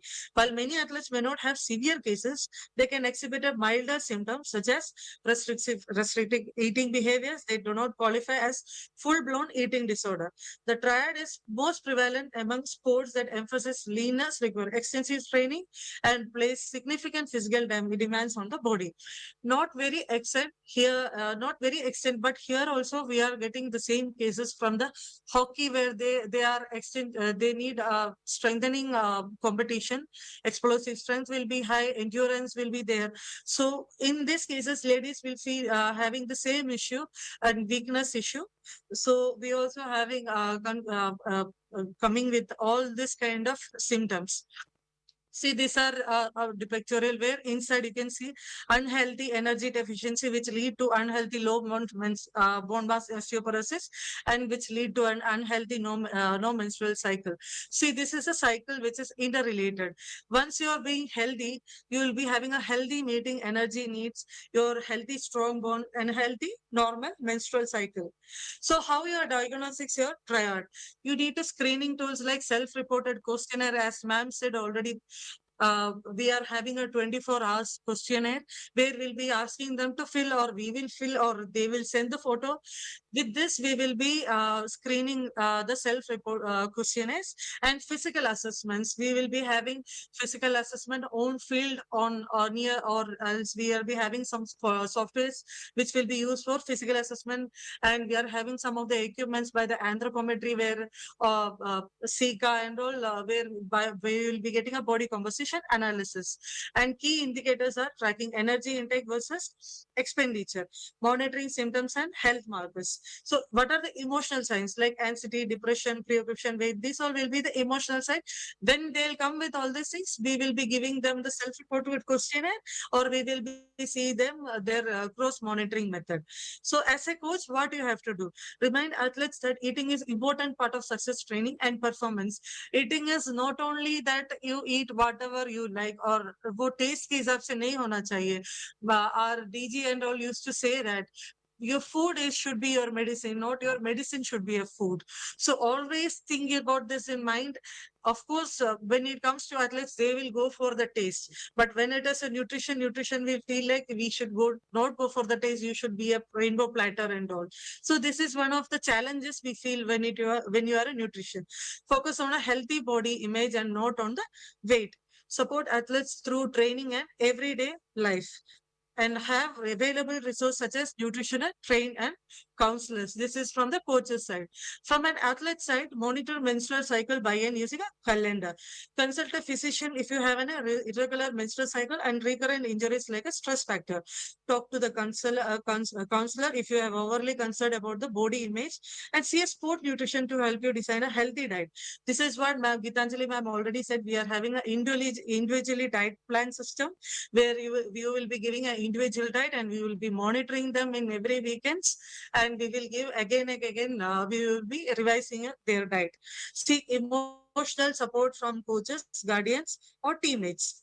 So when it comes to prevention, the best way to prevent the female triad is from happening is by educating athletes, giving awareness continuously, coaches and parents to the on the subject. As ma'am said already, when you open the Google, you will see so many nutritional things like very half knowledge. We don't know whether it is very trustable, so they will come with the half knowledge, and we have to tell them, and it takes some time. So from the grassroots itself, we have to continue this work.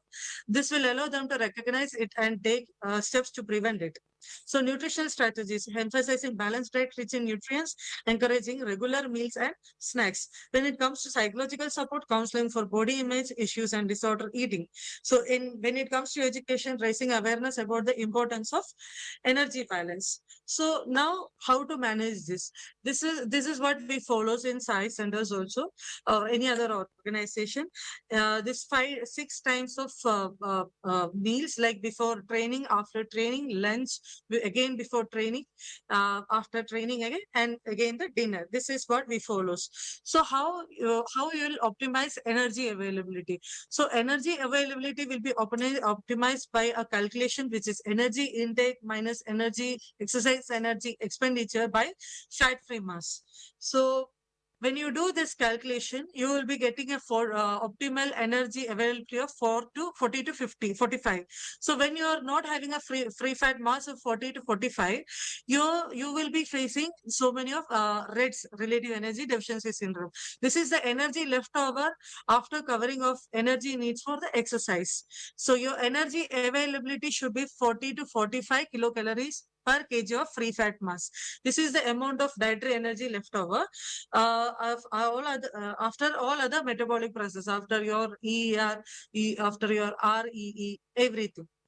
So how you get your energy availability? So your goal is a constant eating schedule that maximizes energy level throughout the day and enhance your workout performance. Your meals are from 3 to 4 hours in gap and snacks between below 2 hours of training and small snacks between 30 to 60 minutes of training. So how will you manage your energy availability? So the timing is very, very important for an athlete. We are very strict about time. When I used to say about my timing, I used to say like where I was used to be in SSIHL hostels where you will be having the particular timing. If you will be late, you will have to give the justification to the your wardens and all. So I used to give the awareness of the importance of timing, because sometimes they will come late after they will go for all those their washing and all those things, and after that they'll come for eating food. So I used to say this same thing, like you have to be punctual.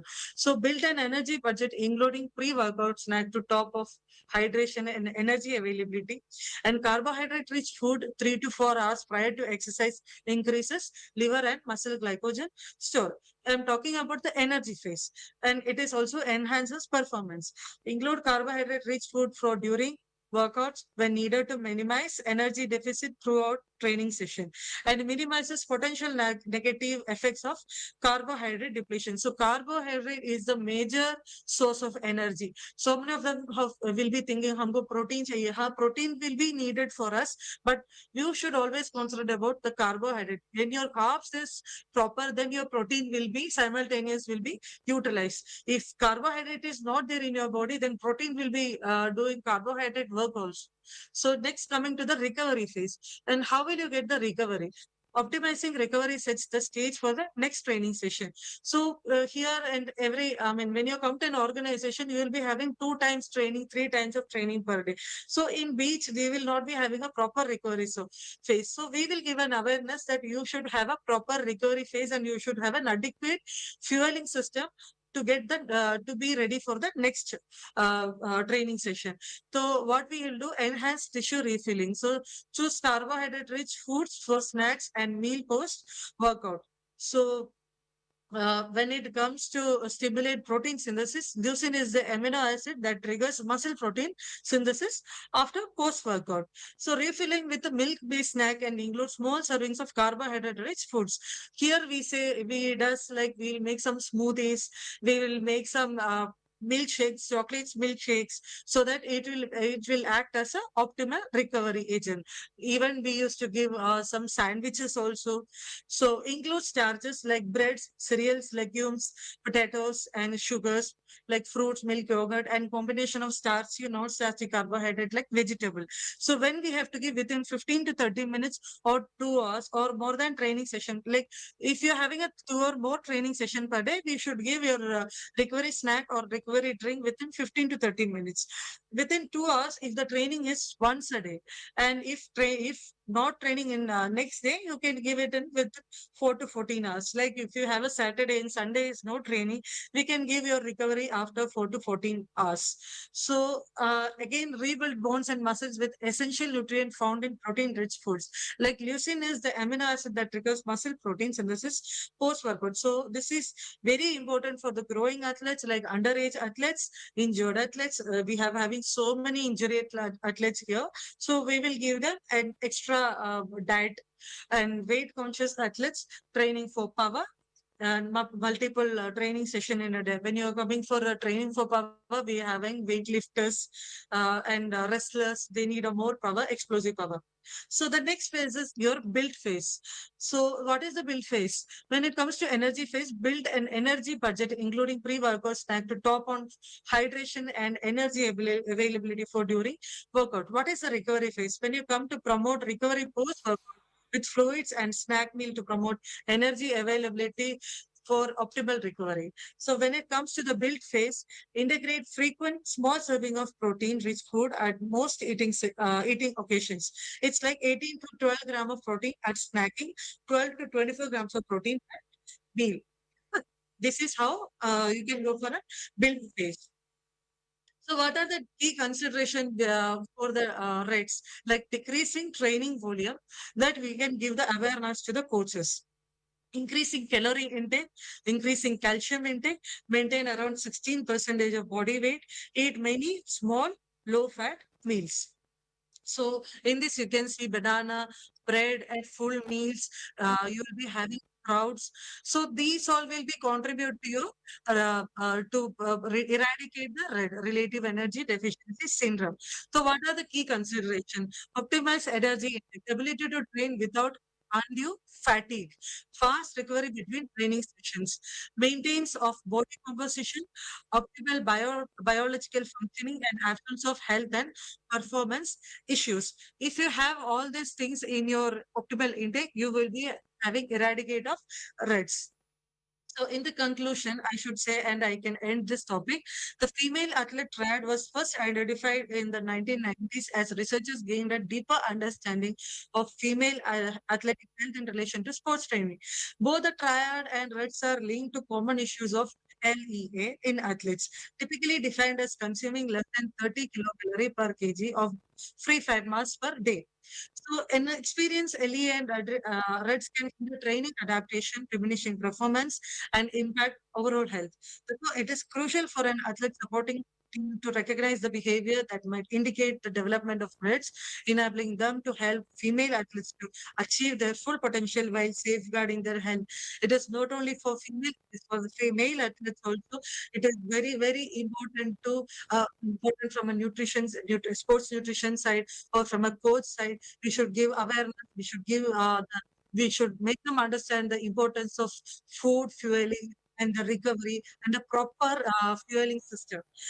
With these words, I would like to thank Swami.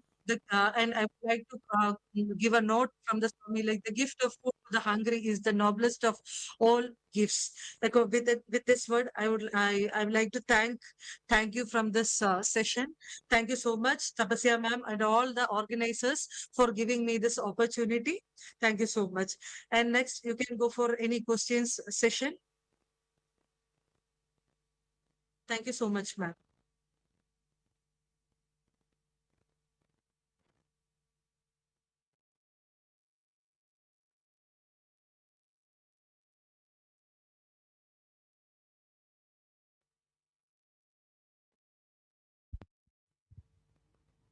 Sairam Abhirami, that Sarah was a ma'am, wonderful presentation.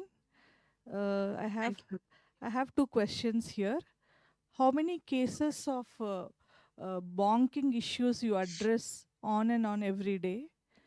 Usually, when they deplete themselves with carbohydrate source, we say that they are bonking, they're hitting the wall. So, on an average, how many athletes experience this bonking, and how do you suggest recovery for them immediately? Okay. So, may I start, ma'am? Okay. Okay, ma'am. When it comes to own field, when ma'am used to say, I mean, when Gitanjali ma'am was saying that our job is not inside the cabin, it's like field. When it is a field work, we will be facing this issue per day. I feel it is like 5 to 6 athletes will say, especially when it goes to hockey, because hockey they will be doing their workouts, or they're doing their training in this thing, exposing of sunlight. So what will happen? They will be continuously sweating, and they will be feeling like they don't have energy. So students will say, everyone will say, हमारा body में कुछ energy नहीं है ma'am, हमारे लिए juice चाहिए, हमारे लिए ये चाहिए, हमारे लिए वो चाहिए. They will say this way. So we will give them counseling. आपको जो है जितना भी आपको diet हो जाएगा, but still they will say, and we will give them electrodes. When they say only we'll give electrodes, or we will educate them, we will recommend them to the medical department also, and we both will sit together, and then only we will give them electrodes, because otherwise we will not give them electrodes.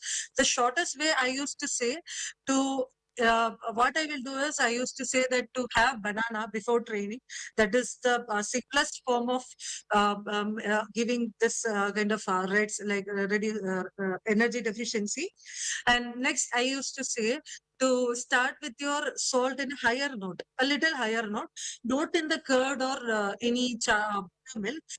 Only in lemon water. So I always say carry some lemon water with a little higher note of salt, so that that will be giving them a comeback from the weakness. So it's all depend upon the psychological factor, ma'am. Because once we are here and we know they are having a proper diet plan or proper diet, it's all a psychology. It's like they will feel like हमारा body में जो चाहिए वो नहीं मिल रहा है. So we'll give them counseling. So at least 5 to 6 per day, ma'am, when it is in Lucknow. Thank you.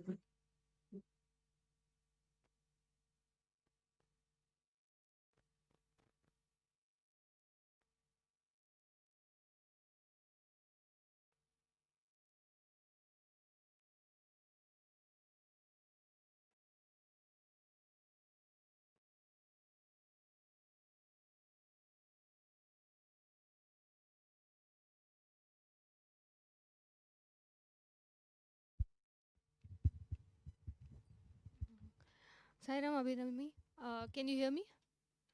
So I have Good one morning, ma'am. question. Yes, ma'am. Morning. Are there any male athletes who come with all these kind of issues? Because most of the time we focus only on female athletes. Although it is now Reds is with male athletes also. Do you get some male athletes with low energy availability? Yes, ma'am. Thanks for the question. Yes, ma'am. We do get the energy deficiency problem for males also. That's why I already said it's now trad is gone and the reds is started. It's like a contagious, we should say, because some of the athletes always says that, ma'am, हमारा stiffness है, body is tightening, and हमारे लिए जो चाहिए वो नहीं मिल रहा है, हमारे लिए पानी ज्यादा चाहिए. तो पानी तो P low. We used to say drink water, no issues. No, it's not about water. हमारे लिए juice चाहिए. So it's all like they will ask us what they need. But as far as from my side, athletes are not have. I mean, from the male side, I don't have more problems and. The way I'm getting from the female side. Still, we are having, as I said, skin tightening issue, body tightening issue.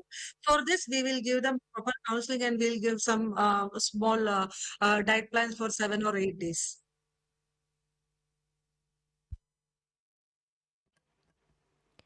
Thank you, Dr. Abirami, for your educational and enlightening talk on REDS.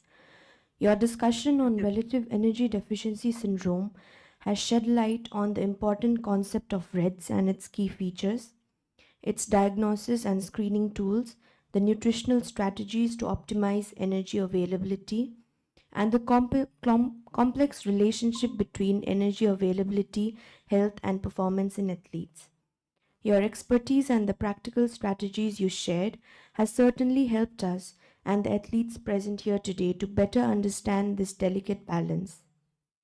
Now it is our distinct pleasure to extend our heartfelt gratitude to you, Madam, for your Thank you. invaluable Thank you. contributions which have had a profound impact in our field. Despite the physical distance, we gratefully honor and celebrate your exemplary achievements virtually, for which I kindly invite our HOD Madam, Dr. Thank M. you. Srijaya, to present the certificate and token of appreciation to Dr. Abhirami. Thank you.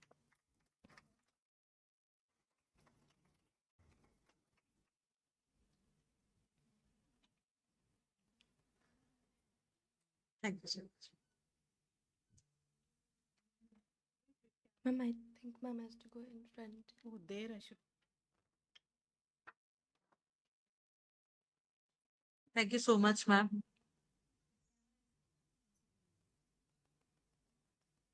Sairam Abhirami. Thank you, ma'am. Thank you. Yes, yeah. Thank you. What else I need? Getting a certificate from my own teachers.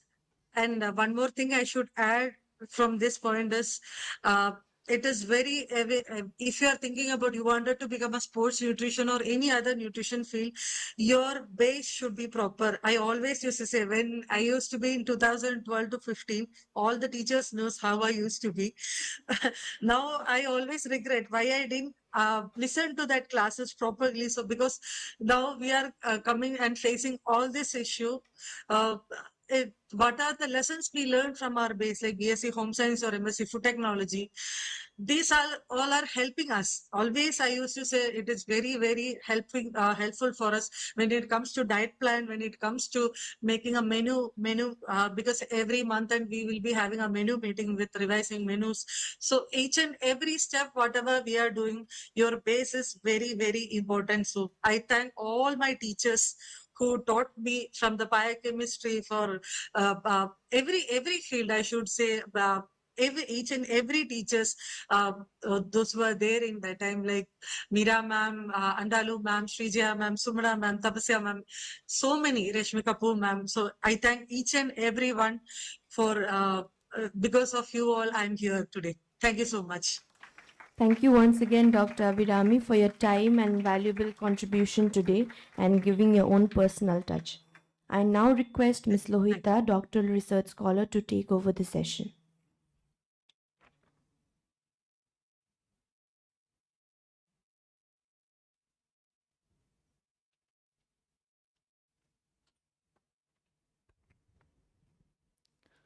Om Shri Sai Ram, offering myself at the divine lotus feet of Mother Sai. Thank you, Ms. Parsh, for your gracious introduction and for setting the tone for this wonderful event. It's my absolute pleasure to take over the session and guide us through what promises to be a truly enriching day. It is now my pleasant duty to invite Ms. Ashwini Mohandas to share her expertise with us. Ms. Ashwini is an accomplished professional and she completed her bachelor's degree in food and nutritional sciences from the Sri Satya Sai Institute of Higher Learning in 2019. She then pursued her MSc in sports nutrition at the Central University of Rajasthan from 2019 to 2021. Her practical experience includes an internship in community nutrition at Sahayata Nutrition, Health, Education and Research Foundation from June to December 2021. Afterwards, she worked as a sports nutritionist at Sanjeevani Life Care Village for 8 months, followed by a stint as a freelance sports nutrition consultant until March 2023. Currently, she serves as a performance analyst nutrition at the Netaji Subhash National Institute of Sports, Sports Authority of India, Patiala. We are incredibly fortunate to have her with us virtually today. Ms. Ashwini will enlighten us on a very relevant topic, the role of gut health in enhancing athletic training and performance. This topic is crucial, especially in today's world of competitive sports, where gut health can be a game changer in an athlete's performance. Let's now welcome Ms. Ashwini, who will be joining us virtually to deliver her insightful talk.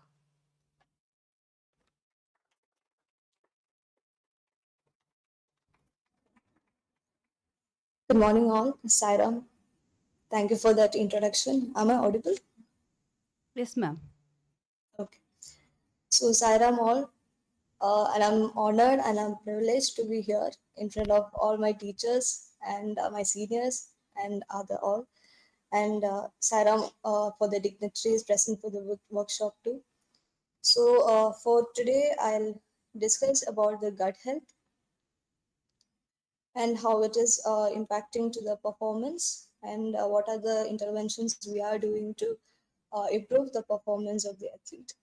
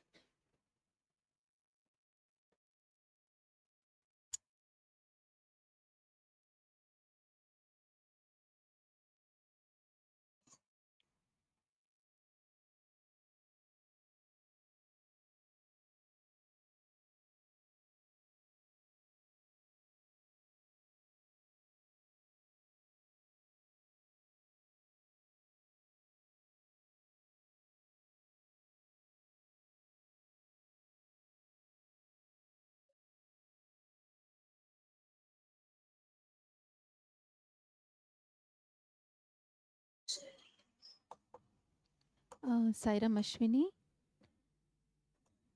Sarah, ma'am, 2 minutes. Yeah, you just let us know once you're ready. Okay.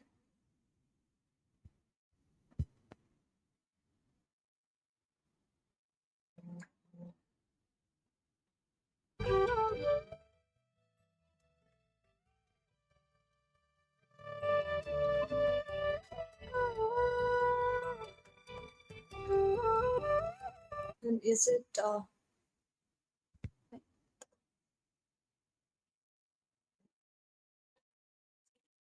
Saira Mashwini, yeah, it's your PowerPoint is not visible to us. Have you already shared from your side? ma'am, currently is it visible? No, no, no.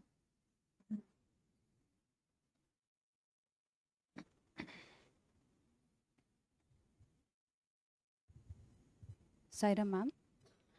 Ma'am, select the entire screen, then start the presentation, ma'am. Go to stop the presentation first. Yeah. Now go to presentation. Start the presentation down.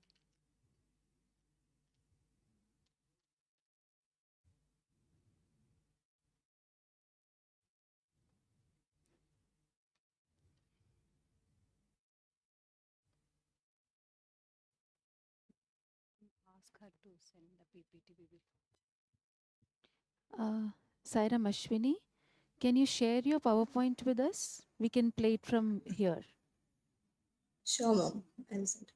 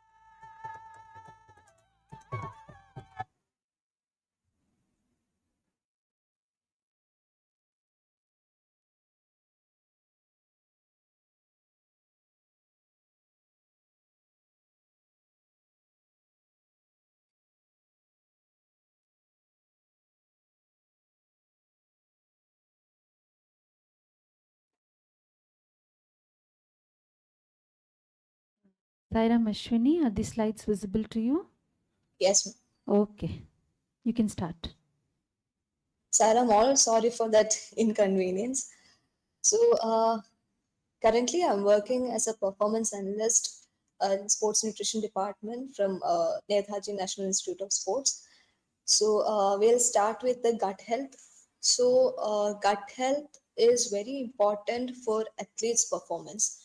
So, if I would tell that depending on the training schedules, so we have to train every athlete individually to enhance his or her performance. So, for today, we will be covering. Next slide, please. So, for today's session, we will be covering certain points like gut, what is gut microbiome, and what are the factors which will be affecting the gut microbe, and the relation between the gut microbe with respect to the exercise, sleep, stress, and for the female hormones, and what are the gut dysbiosis, and how can we do the interventions with regards to probiotics and prebiotics ingestion into their diet. So first, next slide. So first, what is microbiome? So gut microbiome is all over our body, human body, which is being like around 70% of our human body is consist of the gut microbiome, and which is being divided in centrally like a gut into the stomach, intestinals, gastrointestine, respiratory tract, and genitourinary. Also, even the underneath of the skin, we have different a large amount of microbiome is present. So I have to like for the recent researchers, there is have to like 1:1 ratio. That means the human cells and the microbial cells which is present is equal in amount. So like so that is when the total weight around, if you take it, it's a 70% of them is like consist of the microbiomes. And in human body, if you see that what is microbiota, so it consists of the bacteria, virus, archaeas, and also the unicellular eukaryotes. So how does actually it work is that we have short chain fatty acids. Previous slide. So in that, we have a short chain when we are having any food like prebiotics or probiotics. So they release a short chain fatty acids. So whatever the indigestible that fermentation happens in our gut, which will have released acids like acetic, piperonic, and butyric acid. So these acids will help in the performance of the athlete in different ways. So that will be seen for the further slides. So next we will be seeing what are the factors affecting the gut microbiome. So if you see that we are working here, and I could say that different athletes is from the different areas, like if some are from the north, some are from the south, and even if you see north and south, they are from the different states, and they have different food habits, they have food different lifestyle habits. So depending on everybody's uh, parental or their ancestors, so they are getting the genes. So depending from getting from their fathers, they have a different gene, and that genes will define their gut. So they have different microbiomes, so the gene differs with each and every individual. So as I've told, like geographical locations, so from the different parts they are coming in, and they have different uh, microbiome structure, and that will help in their different athletes get different performance. So next we, if we see the mode of delivery, so when we are seeing the mode of delivery, uh, and previous. So mode of delivery is like if an athlete or if a newborn is born in different forms, like if they are having a water birth, or if they're having a C-section, or if they're like a vaginal birth.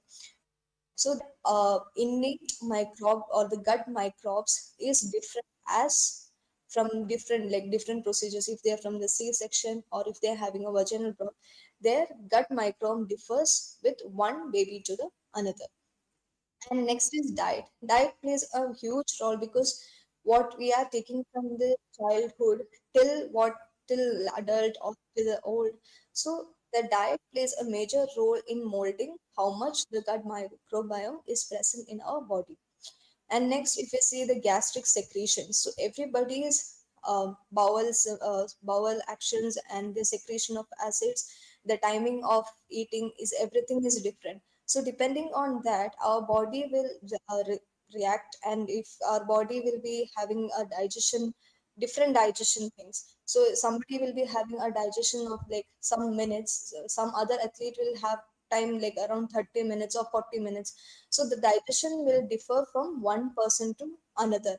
Hence, the gastric secretion or that acids which will be released also will be different. And also the what we see if they gastric their muscles, the stomach muscles differ for one person to another too. So if any other conditions if they have, so they are having a weakness in their muscle, stomach muscle, or the stomach lining, so that their digestion will be low or less as compared to the healthy individuals. And age is also very important as we grow, or as we grow. If I would tell that from the babies we have a huge amount of fumarates, or they have another lactobacillus or bifidobacteria high in ratio. So once they are going for their ages, as they do age, so they are having less or high of the other microbiome or bacterias in their body.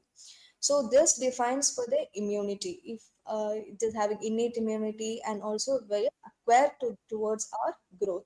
So that also define our gut microbiome, which is also important for our immunity factor. And next is antibiotics. Nowadays, we take each and for if a small pain, we try to take the medications. So this antibiotics also disrupt our gut microbiome because we don't have the resistance. When we are having keeping a dose for a longer time, the body will get adapted, and we need some other dose, more doses as for the next time. If you're having the headache for the next time, then you need to have a shift of dolo 60 to 120 or something, so that that pain will be suppressed. So the antibiotics is also not very recommendable because that also disrupt our gut microbiome.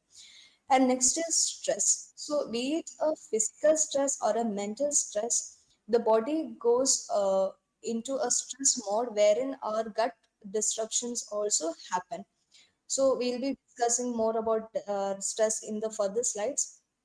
And next one thing major for the topic is exercise.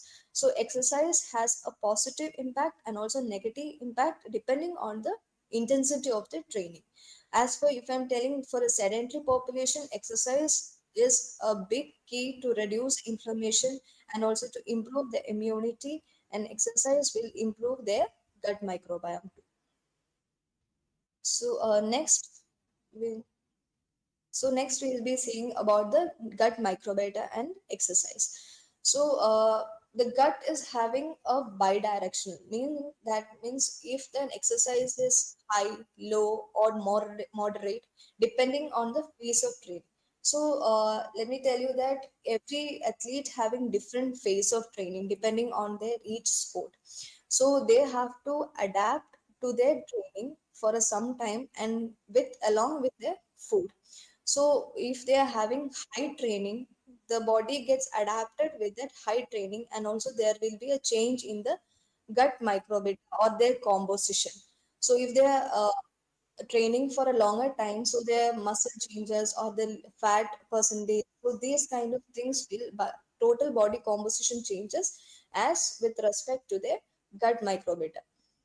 So also the research shows that there is a moderate exercise has a positive effect in the average athletes. So how it is having a positive effect is that by reducing the inflammation. So the body is having an oxidative stress, or if the body is having a high inflammation level, so the microbiota or the gut will help them with if they're having a proper amount of exercise, it will reduce the inflammation. So also the intestinal permeability, and also it helps in the improvement of the body composition. So as I told that diet is well modulated, because if you are having a proper diet, so within the 24 hours, it has a significant change in the composition. So next, if you see that butyrate. Butyrate is a compound, or the short chain fatty acid is a main cause for the anti-inflammatory or to modulate the metabolic functions when when we are having a when you are having an adequate diet. So this also will bacteria will help in the proteolysis, which will help them to have more of access to the amino acids, so that they will have a lean muscle mass.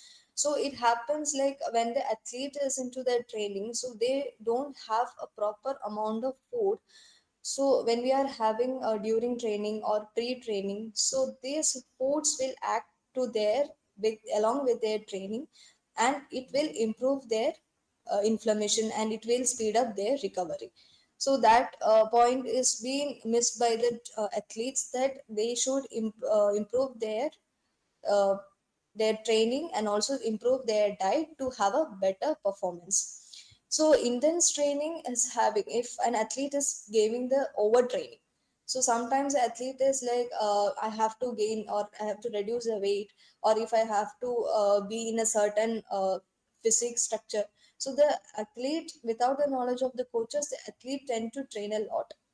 So that will go into the overreaching and then into the overload. So the overtraining symptoms that will increases the gastrointestinal distress, and also they don't tend to reduce the weight, because our microbiome is being fully disrupted because of the heavy intense training which they are taking at that time. And recovery is also less during that time. So there will be a thickness, the if I'm telling the mucus thickness will be less, so they will be more prone to have more of injuries. Recovery will be very slow, and also their bloodstream their availability of nutrients will be less as compared to the other individuals. So during this time, what we need to do is that when our body, during our exercise, the body will take up the energy from the glycogen. And once the glycogen is replenished, or once the depleted, the glycogen will seek for the, or the body seek for the energy. So we should give an exogenous, that means an equal amount of carbohydrate throughout the training session. That will improve their performance. Also, when I'm telling like we have to include, so the body has to adapt to it. As the body is, if you go for this next slide, that means the training the gut. So when we are training the gut, it's the same like how you train for the sessions, the training session, general training sessions. So as we give, the coaches will give the load slow by slow, like weekly their load will be increased into the 670 or the 80 max, VO2 max. So in this time, the train, according to the modification of their training patterns, we have to change the nutrition plan for the athlete to have a better performance. So when the athlete is into the training, and if they are not having a proper intake, so they have a distress. Distress matlab they are having a pain, or they will have diarrhea, so they will have gas, vomiting, or even the bloating. So once we are educated, so the nutrition education and the counseling for the athlete is very important here, because when we are telling the athlete that okay, you are training for your body, now you have to train for your gut. So that perspective is being in, we are educating the athlete that you should give importance for your gut, because if they are sometimes the athlete will have I'm eating the food. So when we are asking the timing, it is just before the training, like 10 minutes or like 15 minutes prior to the training, which is not actually we are recommending. So the what happens is that when they're having a 10 minutes or 15 minutes prior to their training, if they are not adapted for that food, so automatically while during their training they will have a distress which will cause them like a reflex, acid reflex, or sometimes the athlete even vomit during the high intensity training. As I have recently gone through that, an athlete is having, I asked him to have a pre-training food. That was a banana. And then he was just going for this high training session, that was for this SNC session.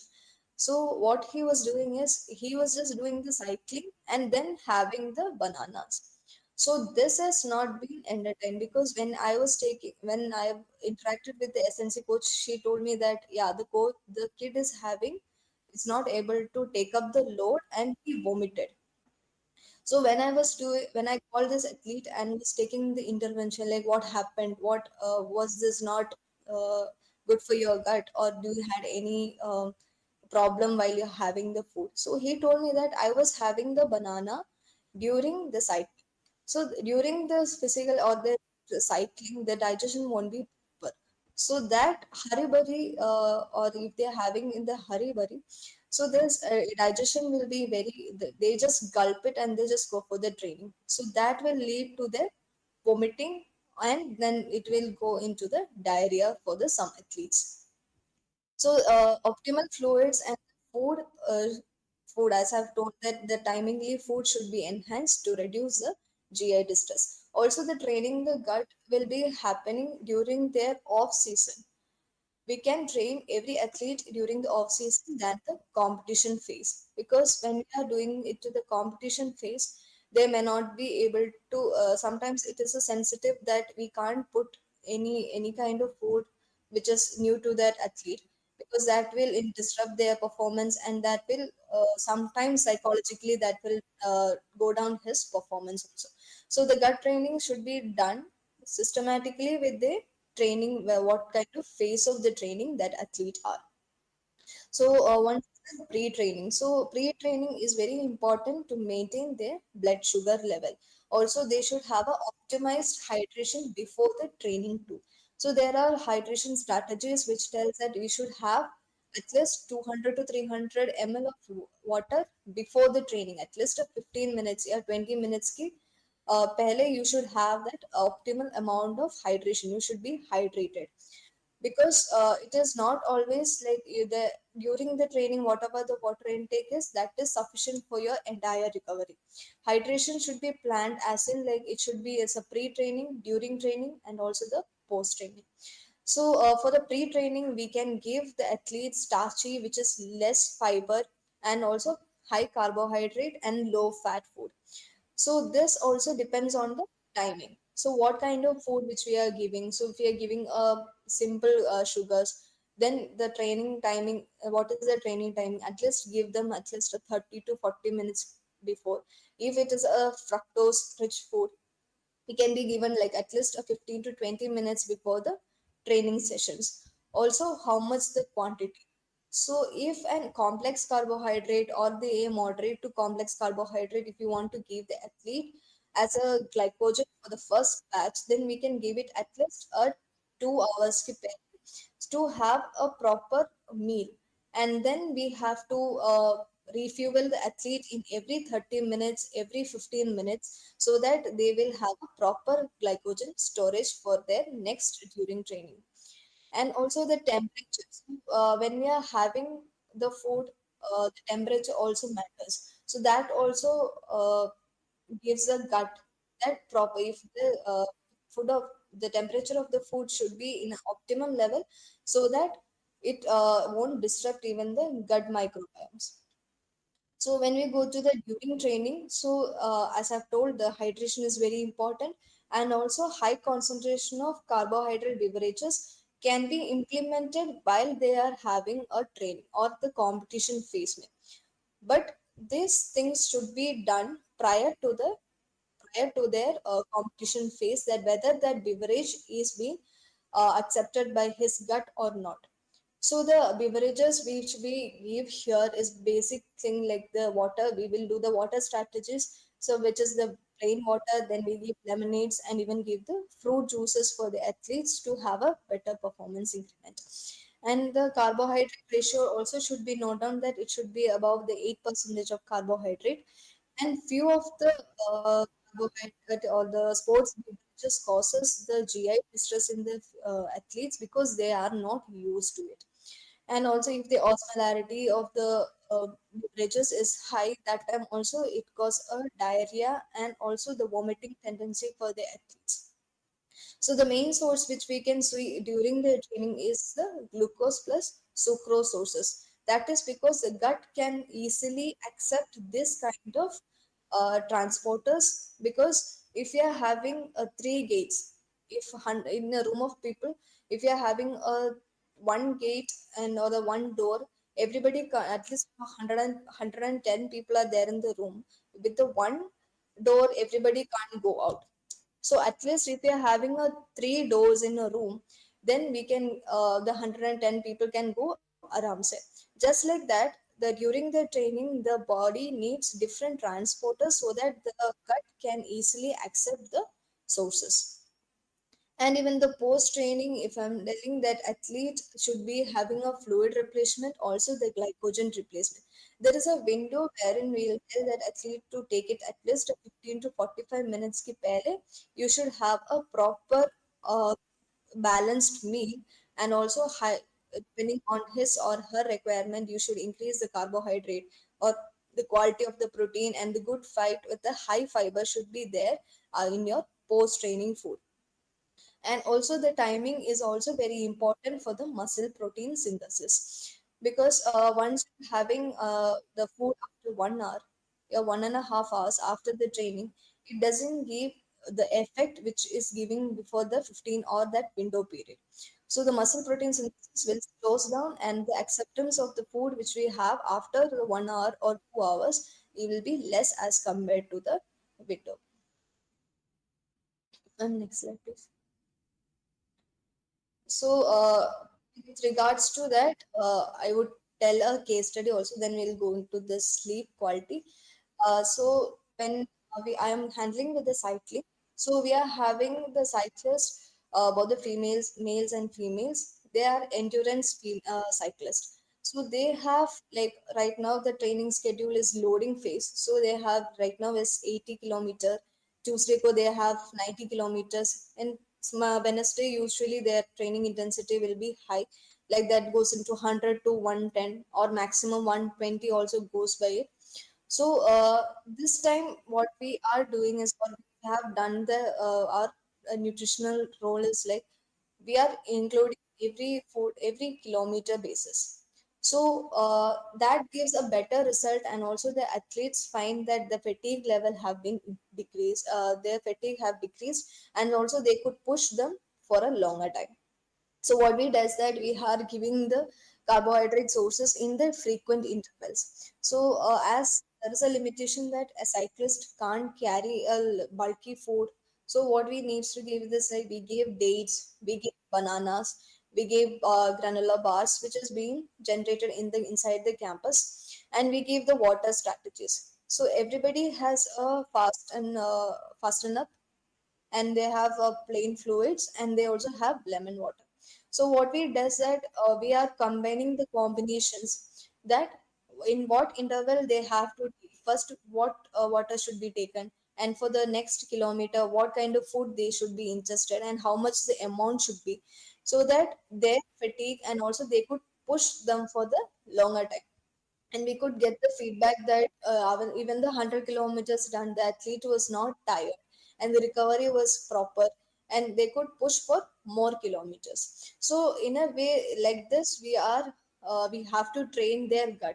Initial phase they were not accepting, their gut was not accepting, and even if psychologically they were also not comfortable. But then later on they were very supportive, that they could take it and they find the result in it. So in a way that like that we have to train the gut. So next, if you go for the role of gut in the sleep quantity, so the quality of sleep is determined with one of the factors, the sleep. So if we are giving a balanced meal with the dietary fiber and also unsaturated fatty acids, polyphenols, the diversity or that functionality of the gut microbiome will be enhanced, and that will improve their sleep quality. And next, if you see the timing and the spacing of meals, so it matters like what how much you are eating and what kind of meals it is. Because if you're having a heavy meals before the sleep, then naturally we are not able to sleep. Some people can sleep, some people can't sleep. So what is the importance here is that if you are having a regular schedule, the gut will also be told that okay, this time you are having the food, and at this time your circadian rhythm is not missing, so it is the right time to sleep. So the proper circadian rhythm which will help into their even their recovery too. So while they are having heavy meals, and if they are not having any systematic meals, so there will be a disruption in the sleep, and the sleep disruption will leads to the stress in the body, and the anti-inflammatory or the inflammatory markers will be high, and that will lead to their obesity. So they during this stress phase, cortisol levels will be high, and also the lipolysis will be high, so that is leading to their high fat percentage. So when we are asking the athlete about how is your sleep, whether if it is a quality sleep or a quantity sleep, sometimes athlete tell that I sleep for long hour but I'm not having a quality sleep. When we are seeing the body composition also for a longer time, they are finding the fat percentage also increases. So this could be one of the reason where we can educate them that your sleep also should be in a proper way, so that your body fat percentage or the recovery will be proper. So, optimizing meal timing through the regular schedules and avoiding late night eating should be avoid the balance meal distribution, mindful eating to be enhanced to have a better gut microbiome and the sleep quality. Next slide, please. So next is influence of the psychobiotics. So that means if you have, as we all know that the second brain is called as our gut. So the gut is having millions of and the trillions of microorganisms which can process what is in your mind, whether you are having any external stress. So this external stress or the you having any mental issues or the physical stress. So the body will have a mechanism to coping up. So the mega body, if you're having under stress, then there will be a disruption in the gut microbiome, which will even there will be a decrease in the ability of nutrients delivered from the gut to the brain. Also, there will be an increase in the lipolysis, the hormones level will be changed, even the microbiome will be changed.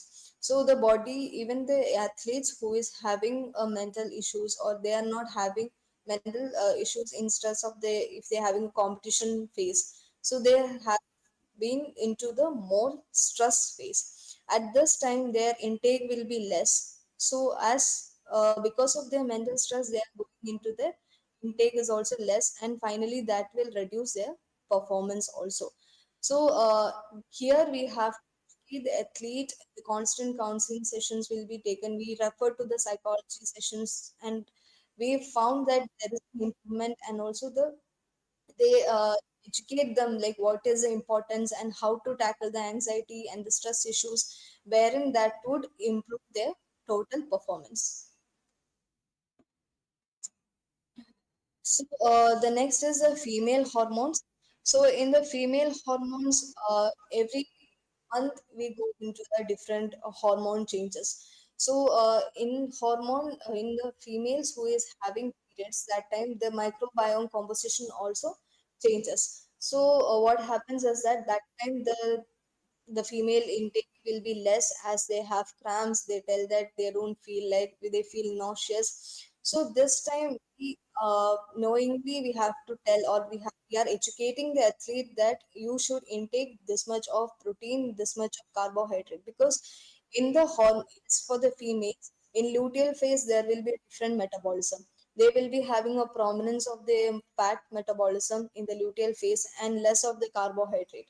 As once the luteal phase is done, the high of carbohydrate metabolism will be there. So depending on their hormonal phases, we try to give their diet plans. And to an extent, we are finding a difference for their, in verbally, we are getting a difference that there is a difference in their pain and difference in their performance during their periods ka time. So the female sex hormone shape gut microbiota composition with variations observed in response to hormone changes, such as occurring to the menopause. So dysbiosis and imbalance in gut microbiota is linked to the estrogen related diseases, and gut brain axis and the microbial metabolites play a hormonal regulation. So the whatever the short chain fatty acids, they are playing a crucial role into regulating the hormones while they are in the periods phase also. So next is gut dysbiosis. So if you can see, there is a change in the gut.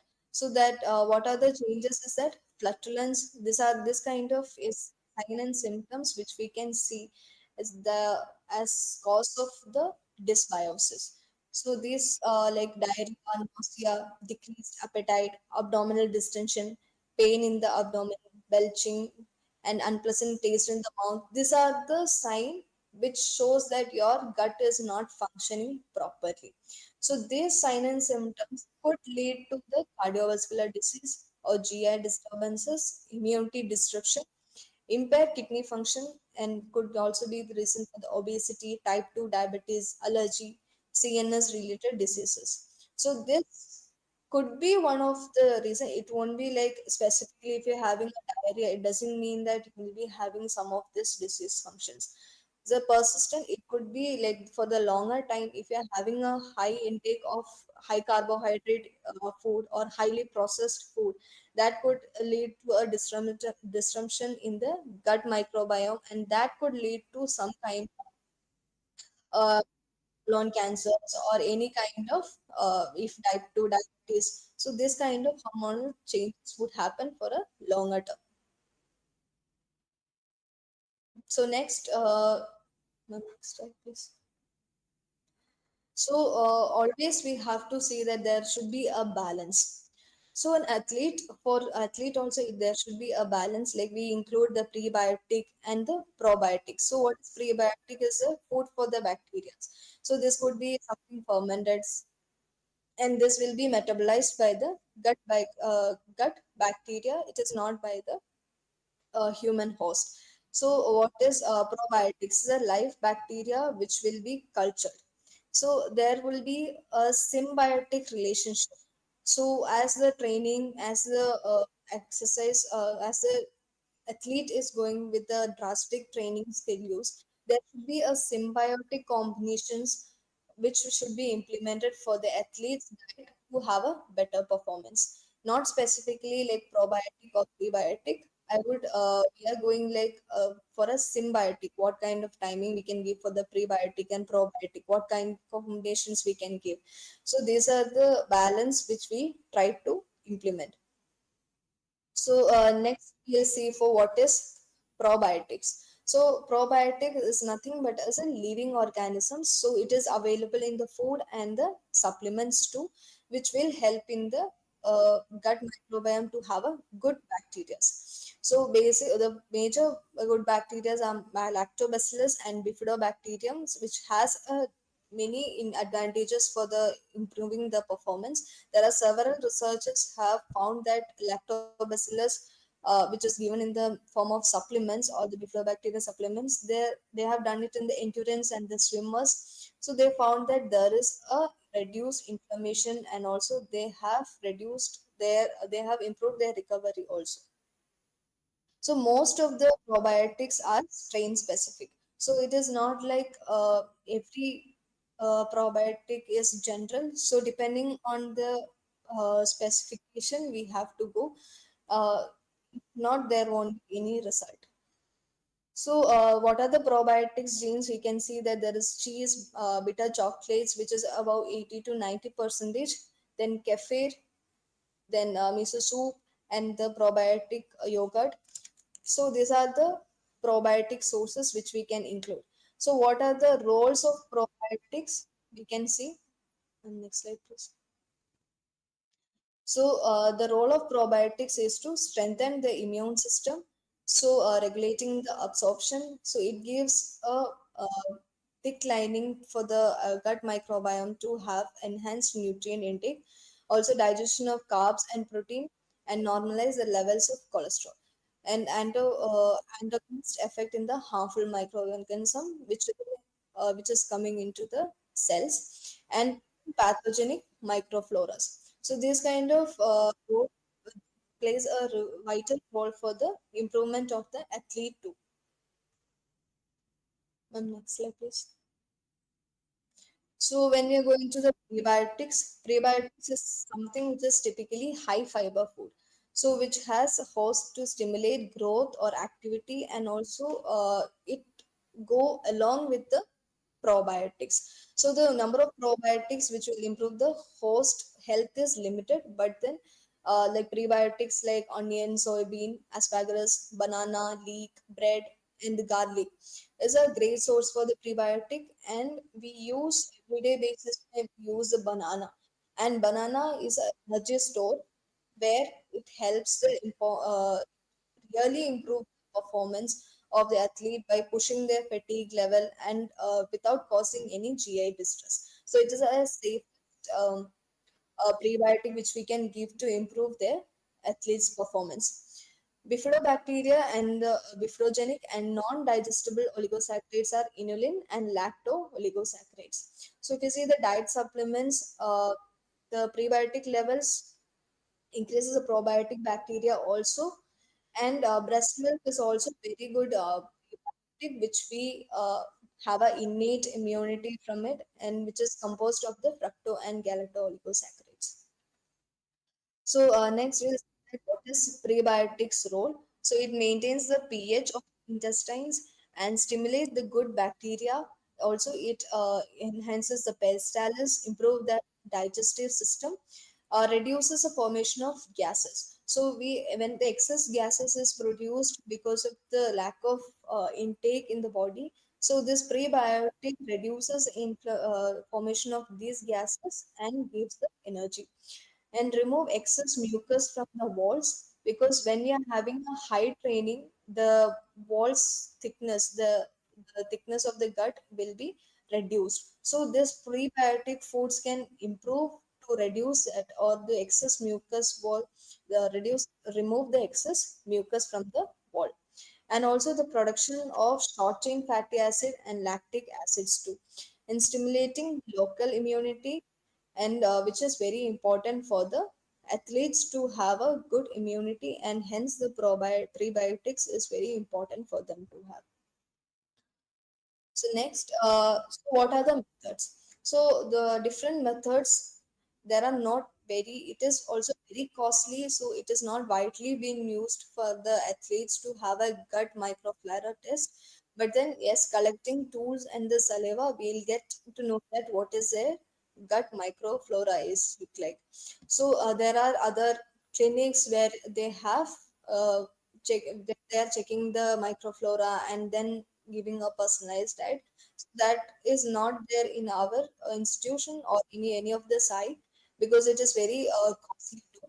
So, but then there are clinical implications which we can find with the examining them, like the fecal microbiota transplantation and phylogeny and metagenomics and metabolomics. So these things are something which we know specifically that what happened to that, what specific microorganism and how the functionality of that specific microorganisms.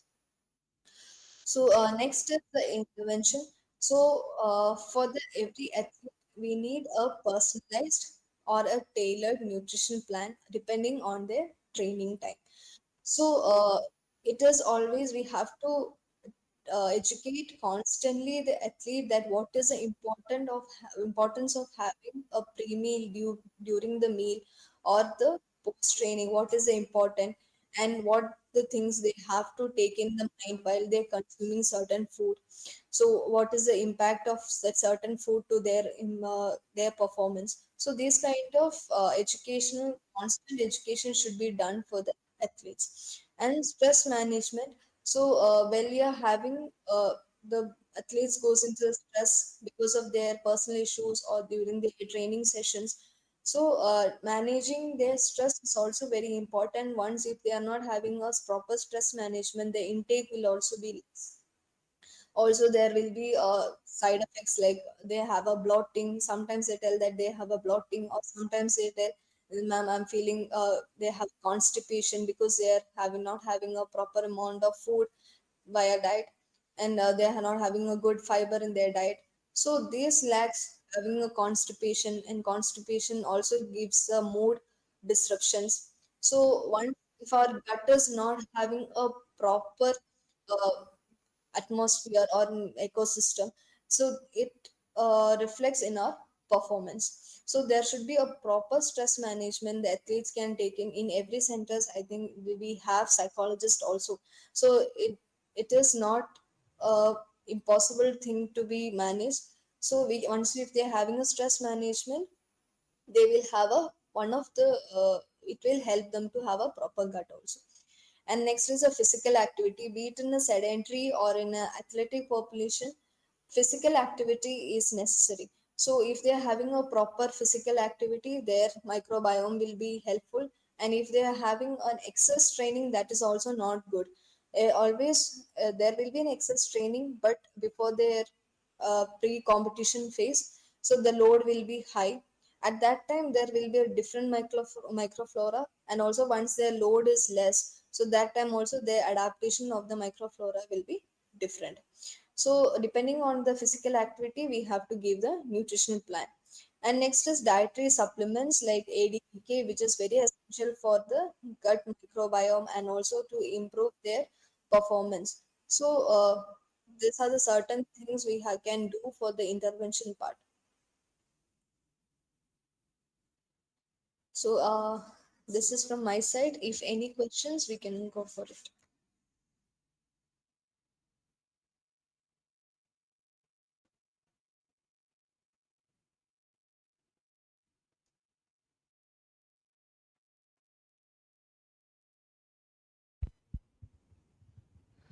Saira Ashwini. Sarah, ma'am.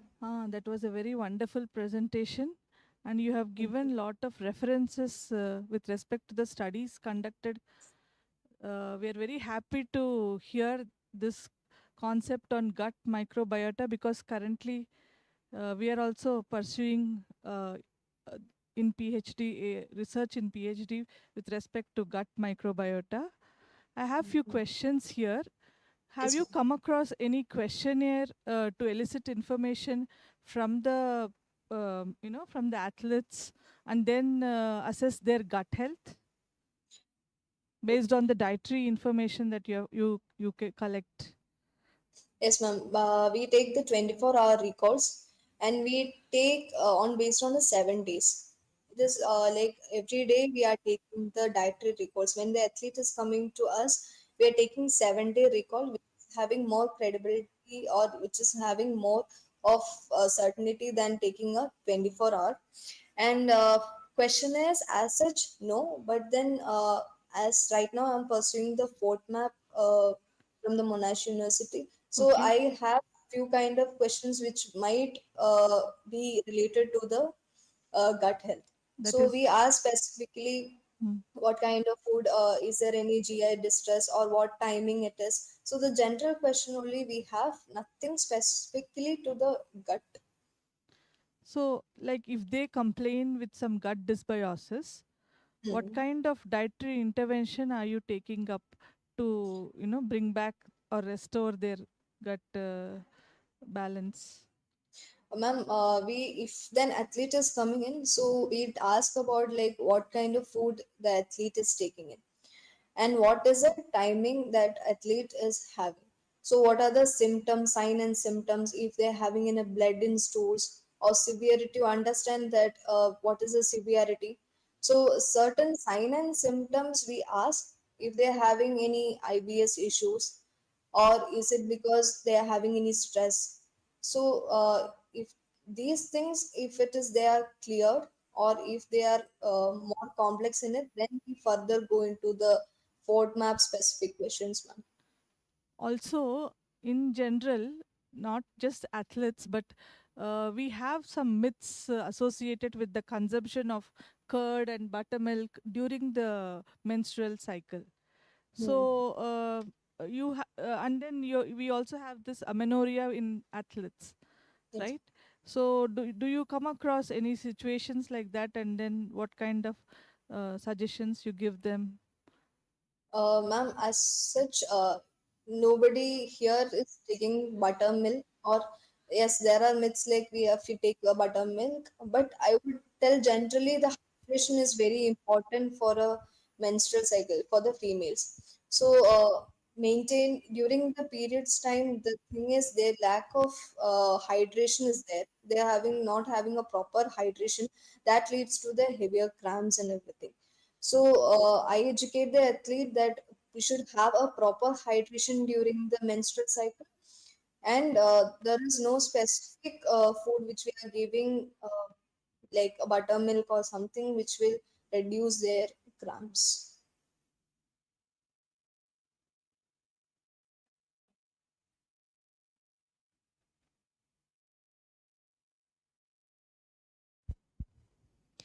Sairam Ashwini, thank you for the Sairam Ashwini, thank you for the presentation. I have one question.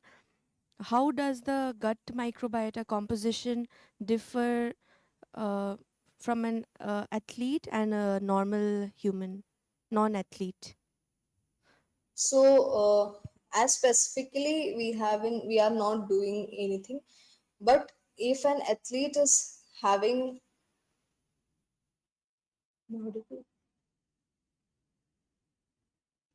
Yes, you so, are audible. if an athlete is adapting to their food, so they will be having a different in their profiles. Like, if they are having a lean muscle mass or generation of having a better fat percentage. So these are the things which we are monitoring physically, but we are not having a system to tell that okay, this is the difference, or this kind of microbiome is different as specifically to the general population. Like if there is an, as per the research, that they are telling that the bifidobacteria or pimeratides is higher for the physical activity who is doing a trainer or an athlete as compared to the sedentary population.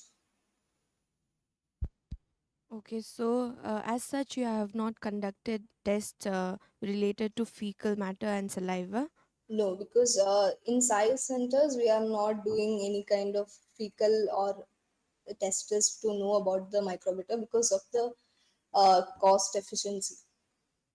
Okay, you were talking about gut microbiota and the muscle mass relationship.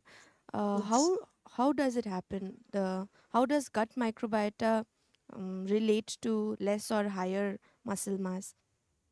So, if an athlete is having a proper food and if they are having a proper intestinal flora, that will leads to have a muscle mass because of their muscle glycogen. So, if you're having a constant distribution of glucose or the carbohydrate, so they are adapted to absorb those carbohydrate during their training. So carbohydrate or protein, so if you're giving duration is there, the timing will be there. So if there is a proper timing and if the diet is proper and if they are adapted, so eventually they will have a result in their basic anthropometric measures. So the food which they give and what kind of timing and whether it is being absorbed, so that will reflect into their physical or the anthropometrical factors. Okay, thank you so much.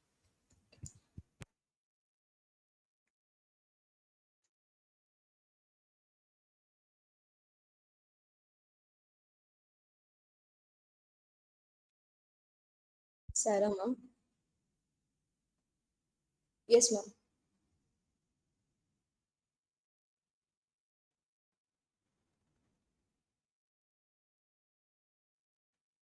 I'm not audible.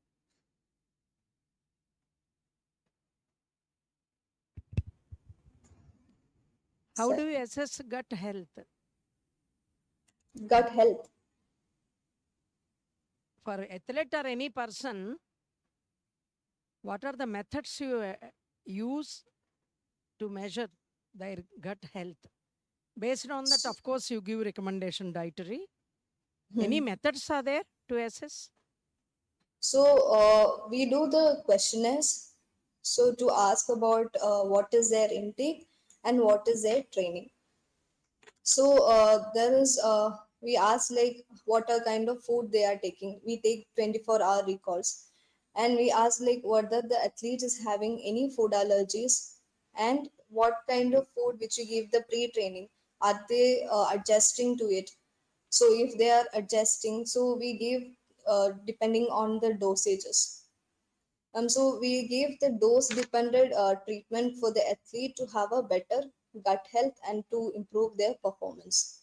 So it is basically we give via questionnaires and asking verbally them what is their adaptation, is they having any symptoms as in like constipation, diarrheas, so loose stools during or post training.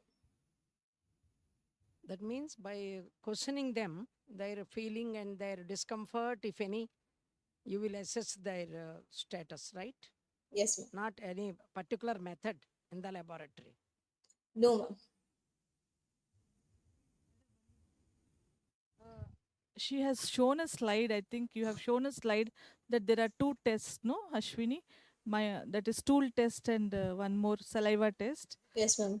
Yes, ma'am. Yes, they have a kit, ma'am, wherein they collect the stool and then they extract the DNA from it also. Both ways, they establish the microbiome of the person. Yes, ma'am. Here there is a limitation that we can't see the stool or to send it to the testing. So there are thoda limitations in the centers to do that specifically. But if an individual is able to, take up the expenditure, the kits come Yes. to the individual directly and they can place the sample and the results are also available in a week's time. If Yes, ma'am. if not on large scale basis, it is very expensive, but otherwise individually, if any individual wants to know their microbiome constitution, they can do that, their gut Yes, health. ma'am. We are Yes. proposing for the next time, Uh, like to have a better regarding the gut health and performance. We have extended for it. So let's see in future Urine we could do fecal it culturing, ourselves. right? Oh, Saliva and saliva stool. and stool culture you do, you can do, and see the gut microbes, their Yes, ma'am. growth and counts. Not in the reach. Not within the reach of common people.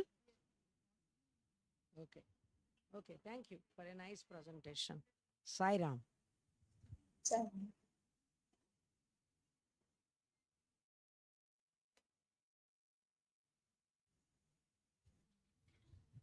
Ashwini, Sairam Ashwini. Sairam, ma'am. Just one query. Now we have Yes, ma'am. different levels of activities now in the sports performance. Do you have any specification for each activity, like this microbiome should be like that? Something like that you have, or? Currently, we are giving the probiotics and prebiotics, ma'am. Not specifically to any of the strains. Strain specific, we are not doing. Okay. But we are giving like prebiotic and probiotic, and how is it accepted in the athlete's gut or not, and is there having any performance? So you are not differentiating among the sports activities, right? Like you have cycling, then you have some other activity, Yes, ma'am. hockey or something like that. Yes, ma'am. Field-based activity and inside activities. So like that, any difference is there? Yes, ma'am. There is a difference in their performance when we are giving a prebiotic food, and their sleep after their training, their recovery is much better as compared to the other time. Okay. Okay. Thank you, Ashwini.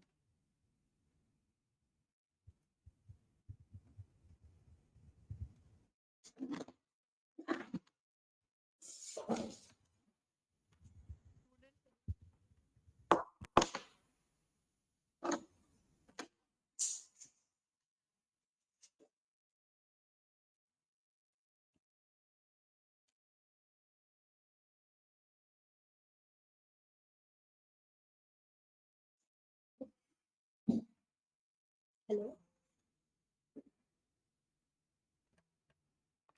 Thank you, Ms. Ashwini, for that insightful presentation. Gut health is indeed an underappreciated aspect of athletic performance, and your talk has emphasized its significance.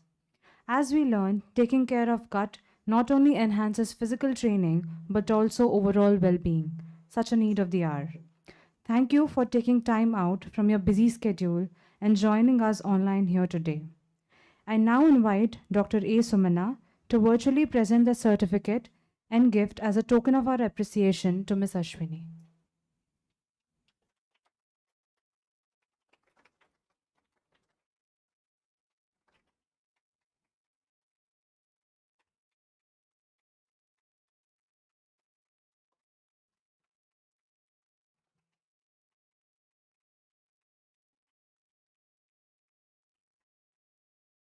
Thank you so much, ma'am.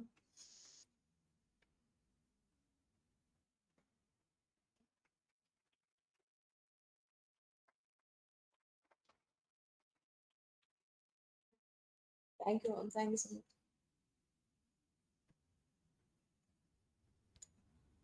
I request and encourage everyone to explore the poster presentations displayed at College Building 1 in the marble floor. Please make the most of this opportunity to engage with some truly thought-provoking research work. With that, we will now break for lunch. Let's reconvene here at 1:45 p.m. sharp for the post-lunch session of the workshop. Thank you.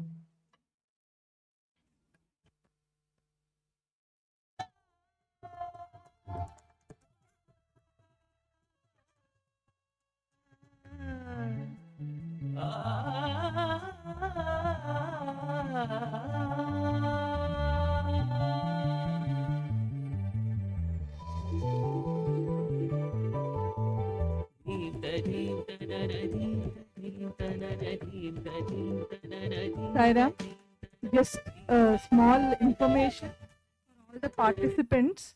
First, proceed to the college building to see the poster. From there, you go for lunch to the multimedia lab. Multipurpose hall sorry ముందు college దగ్గరికి వెళ్ళండి, అక్కడి నుంచి multipurpose హాల్కి వెళ్ళండి. College marble ఫ్లోర్లో posters ఉన్నాయి, అవి చూసుకొని మల్టీపర్పస్ ల్యాబ్కి వెళ్ళండి.